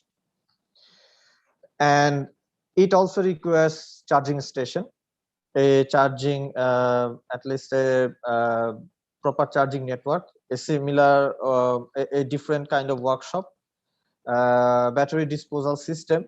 Some of the cars which runs on electric power, those batteries had to be sent to Singapore to dispose of. So that's why we were what we were thinking is that unless there is a technical assistance from other developing partners or something, we can always think about shifting the shifting from the fossil fuel to the electric energy. But even in next 5 years, we would rather think, in case of public transport, I'm not talking about other single running private vehicles, we are talking about public transport. We may only see them in piloting projects or in a very small scale, but not in a large amount, and or to overhaul the whole system very soon, because it's going to be very expensive, because we still do not have the network or even the industry. So well, that's all I would like to say about our project and our present works on public transport. Thank you, Mr. Dhruva Alam. I think very interesting works which you're doing, basically, when you spoke about public transport and the initiatives which you're trying to take to improve, because public transport, if until or unless a country has well-aligned public transport, you will not be able to solve traffic-related issues. And also you spoke about the initiatives which you're taking to promote electric mobility in the country. And you also spoke about the charging infrastructure. I'm sure that you must also be looking at the financial aspects and how the battery disposal of batteries and how does it works. And now I don't see any pressing questions. I think now we are coming towards end of the session. Just before closing the session, I think we just talked about majorly about the connectivity issues, and also about we were talking about smaller towns and also the bigger towns, say Chittagong or Dhaka. And but we at the same time, Bangladesh also has smaller cities. So last mile connectivities for both type of cities does play a major role in promoting sustainable transport. So that is one issue which is being looked at, I guess. And another thing I would also like, which I could understand from the discussions, was that this pandemic was unexpected for all, say for Bangladesh or for any other country. But at the same time, the travel movements do stop, but at the same time, there are some kind of travel movements which need to happen, say for your essential goods. That kind of travel definitely needs to happen, and that definitely requires some kind of streamlining at national level, where even the Purushabhas and the municipalities do have a major role to play in, to align that everything gets in place so that the essential deliveries do not suffer. And I also feel becoming nowadays, and also with the coming of the pandemic, this has also brought in the concept of, while we talk about sustainable transport, it has also brought in ideas of promoting walkability, promoting bicycling, at least for shorter distances. So I'm sure that these initiatives are also being looked at, and I would say that the discussion was really helpful. And now I would like to stop here, and I would request my colleague Keshav to take over for the closing remarks. Thank you very much. Thank you very much for this excellent session on sustainable urban transport. Also a special thanks to all the speakers, not just for the sustainable transport, but also the preceding technical sessions. So now, just in the interest of time, we quickly enter into the closing session. So as you can see the screen, there are a few points which we want to highlight and tell. If there are any observations or comments that was not captured, that was not discussed earlier, that you feel is important for the overall context of the webinar, please kindly tell us now. You have opportunity to unmute yourself, and then you can also use the chat function or Q&A function. If there's any specific question that you want to pinpoint to a specific speakers or discussion, they will respond to that. Also, if there is any recommendation on next series of webinars, or if there's any technical support, we have heard since about various technical initiatives and best practices and all the needs and requirements for the different sectors. If there's any technical support that you think ICLEI or Conrad Andrew Foundation or Municipal Association to Bangladesh could help your municipality or the government or any of the stakeholder, please do let us know. You can approach us, you can send us your requirement and details. You can also write us for further any needs or other inquiries. And just as an information, we will prepare a formal report of this as an outcome to summarize the outcome and discussion key takeaways from the webinar, and which will be shared with all of you in the coming days. Next slide. So just to summarize, we have two dignitaries to share their reflections and overall observations for the webinar. First, may I invite Ms. Saila Sahid. She's a Chief Operating Officer in Disaster Climate Risk Support Unit in the Government of Bangladesh. May I have you, ma'am, so you can kindly, briefly, you can, in the 4-5 minutes time, if you can kindly share your thoughts on the overall observation and reflection for the webinar. Over to you, ma'am. Yeah, thank you so much, Honorable Moderator and the Honorable Government officials, municipality mayors, development partners, and distinguished delegates and colleagues. Good afternoon to you all, and thank you, Conrad Andrew Stiftung and ICLEI and Municipality Association of Bangladesh for organizing such a timely and crucial events focusing sustainable urban development, SDGs, and learning from combating climate change and COVID pandemic.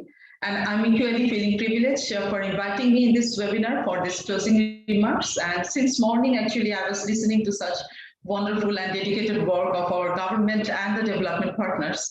And they have been doing incredible work to improve the lives and livelihoods of the urban populations.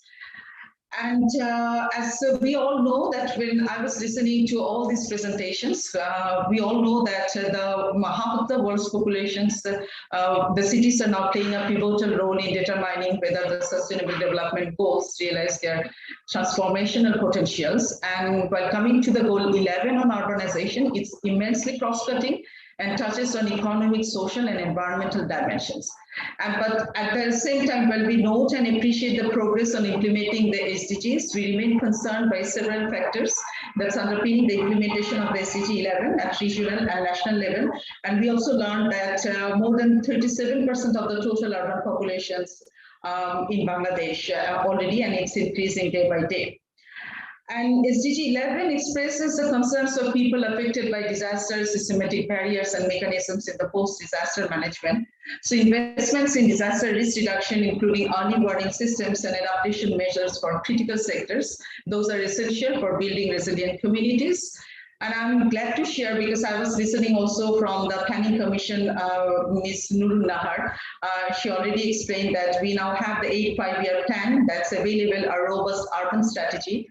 And other than our Nodal Ministry, I like to mention here that the Nodal Ministry with the Disaster Management and Relief, and also the Ministry of Climate Change, the Ministry of Local Government and Rural Development, the government has created this pioneer initiatives of this Disaster Climate Change Unit, which I'm representing within the Department of Public Health Engineering to mainstream the disaster and climate change in the ministry as well as in the urban context.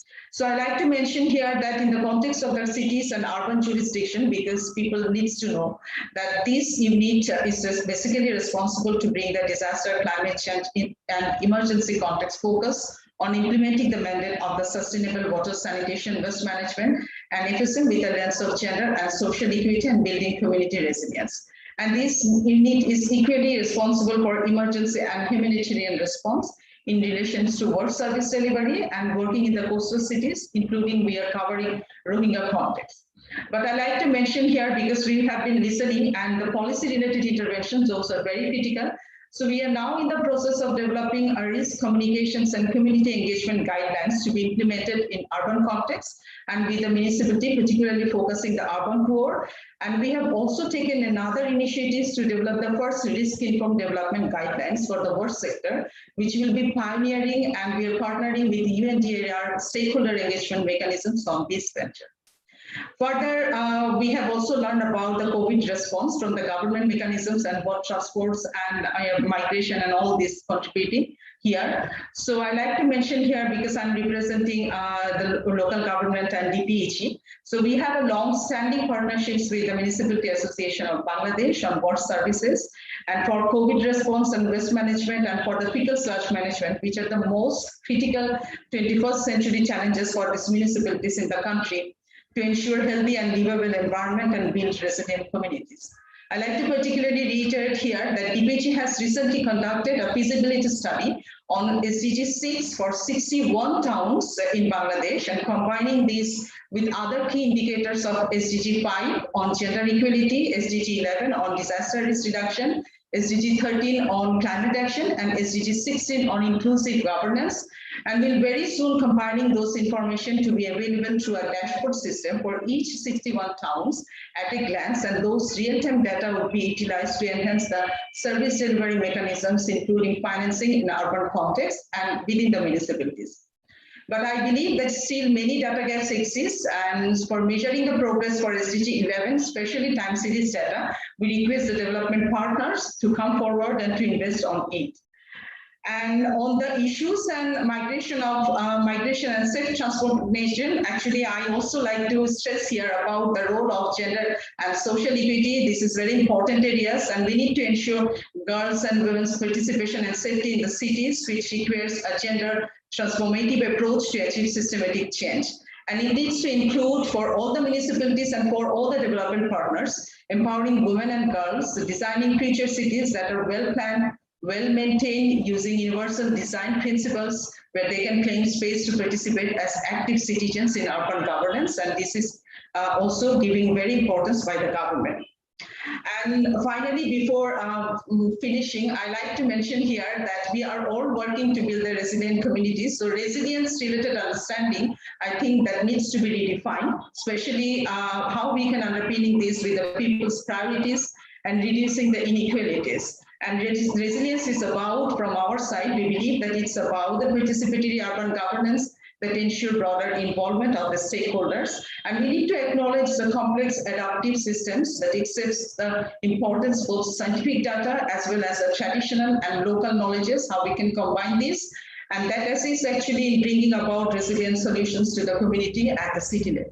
So these local and small solutions are very important, because I was listening from the last session's discussions, and I really appreciate that. And again, I'm very honored and thankful for inviting me in this webinar. I'm glad to see the progress as well as the lessons shared amongst us, which are really inspiring. And we need to cooperate as well as learn from each other in a collaborative manner. I really wish that this kind of initiatives will be continued on, and from the representation of the DPHE, the local government, and from our unit, we'd be interested to be part of this desired outcome. We again envision a resilient communities and cities for all, with the participation of all stakeholders, and I believe that that is possible if we can work together. So thank you, everybody, and thanks for organizing this very vibrant and igniting discussion today. Thank you very much, ma'am, for your excellent remarks and reflections on the overall webinar. And also thank you very much for carefully following the whole, since morning, all the technical sessions and sharing your thoughts and overall outcomes. And we will definitely capture these key takeaways and messages from the whole sessions in our webinar report, which we'll be preparing and then send it to all the attendees and speakers in the coming days. So thank you very much, ma'am, for your active participation and sharing your reflections. Now moving forward, we have Mr. Khalid Hussain. He is a Secretary General of Municipal Association of Bangladesh.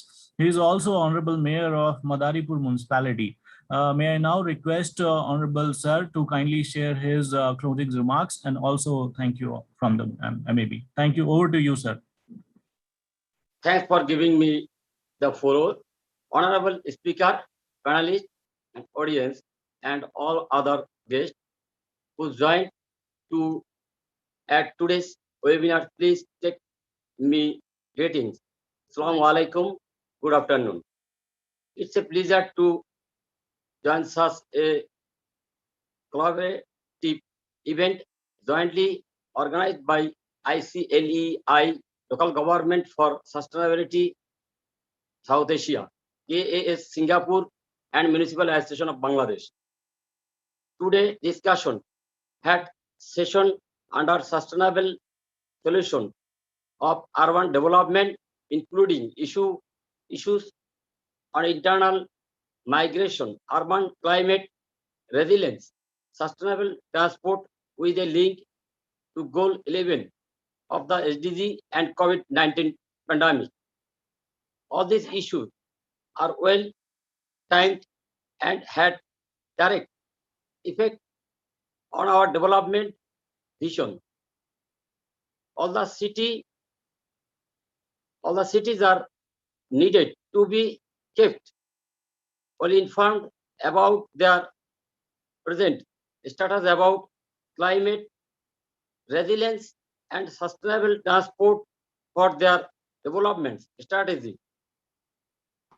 I hope this webinar will enrich our experience about the best practice and sustainable urban development models which will be effective in achieving the SDG 11 and recovery from COVID-19 pandemic, and will help to build capacities of various stakeholders through networking and technical discussion with subject matter experts and practitioners. COVID-19 pandemic has changed our development strategies, though the loss immense, but the lesson we learned from this pandemic is very important and is needed to address our learned experience on our sustainable development insightful strategies. All the discussion and experiences from the city level are found very well formed and insightful.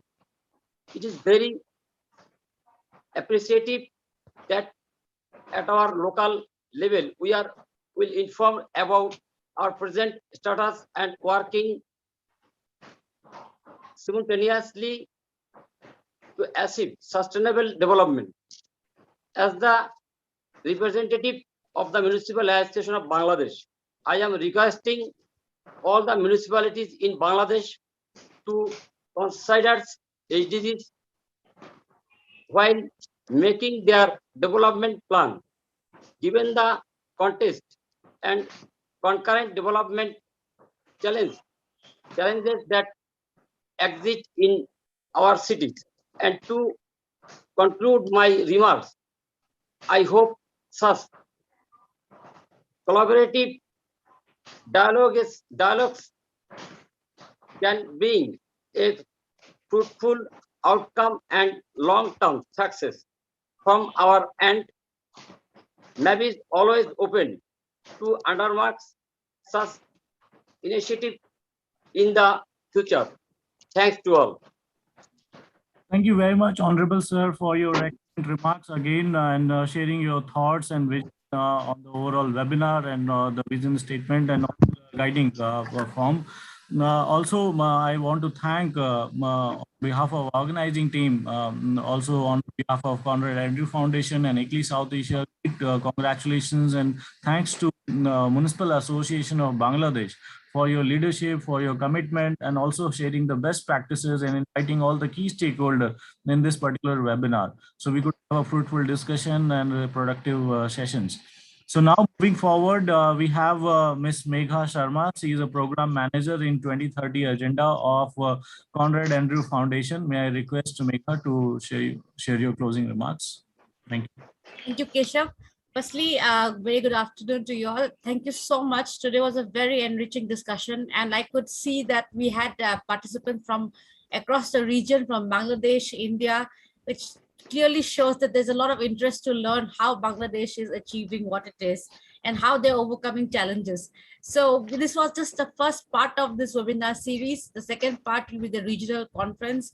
And we really hope to learn that we hope to get the best practices, challenges, and how you all have overcome it to the region. So that, and also for you all to learn from other nations, and that together the region as a whole can go together and achieve the SDGs. Finally, I would like to thank everyone involved, ICLAI South Asia team led by Imani, Keshav, Subuhi, Sashi, Avantika, Zubair, Ashish. Thank you so much for all your help and all your contributions. Really grateful. I think this partnership is going really well and really looking forward. It's really sad that today was the last South Asia conference, but I'm sure this is just the beginning. So it's quite good. I would also like to thank the Municipal Corporation of Bangladesh. Thank you so much for your leadership and for inviting such in August. It's an August gathering of speakers. It's really good to see. We have got from all levels, and it was really insightful for all of us here. So again, thank you to all our partners. Thank you to everyone. Thank you to the participants for being so active. I've seen like there's so many questions. Even now I see like there are 14 questions. So I'm sorry that we could not entertain it because it's really difficult to keep the audience engaged for more than 4 hours, but we are trying our best. So if you have any comments, any questions, anything, please do let us know. We also have a KASpaces page. So please do feel to send in your comments to either ICLAI or to KASpaces. So with this, thank you again. And over to you, Keshav. Thank you, Keshav. Thank you very much, Megha, for your closing remarks. And like Megha said, this is not the end of the journey. This is the beginning of a new paradigm, new discussion. So anything that you want to engage with, kindly do share with us, and we'll be very happy to incorporate it in our outcome report. And also, if there is any resource document that you would like to share it to any of the to participants, please do share with us. We have Mr. Imani Kumar. Would you like to say something?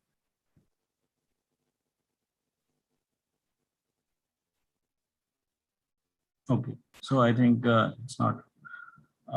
All right, so just a quick reminder, we will be planning the regional sessions in the coming months. We will get back to all of you with the dates and further information. It would be good if you can also join that sessions. And then another request and reminder to all the speakers and discussion, if there's any resource material or information that you think would be useful to capture in our outcome report, please do send it to us through email, and we will be very happy to incorporate it into the report.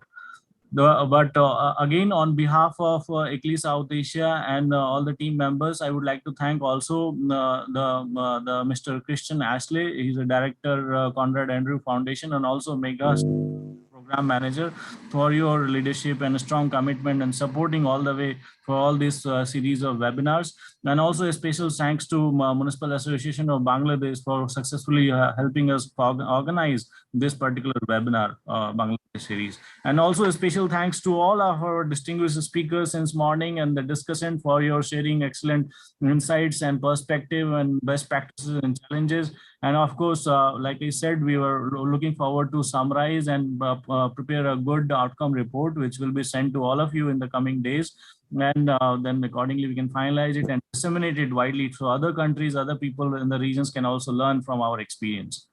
So with that note, thank you very much again to all our participants, attendees, speakers from the all level of government, from civil society, NGO, and private sector.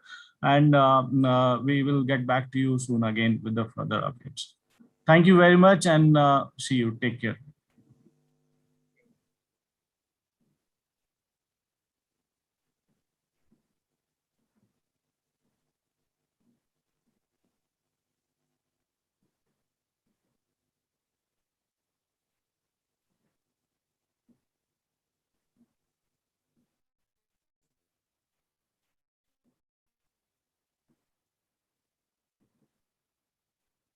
Thank you very much, everybody. Thank you very much.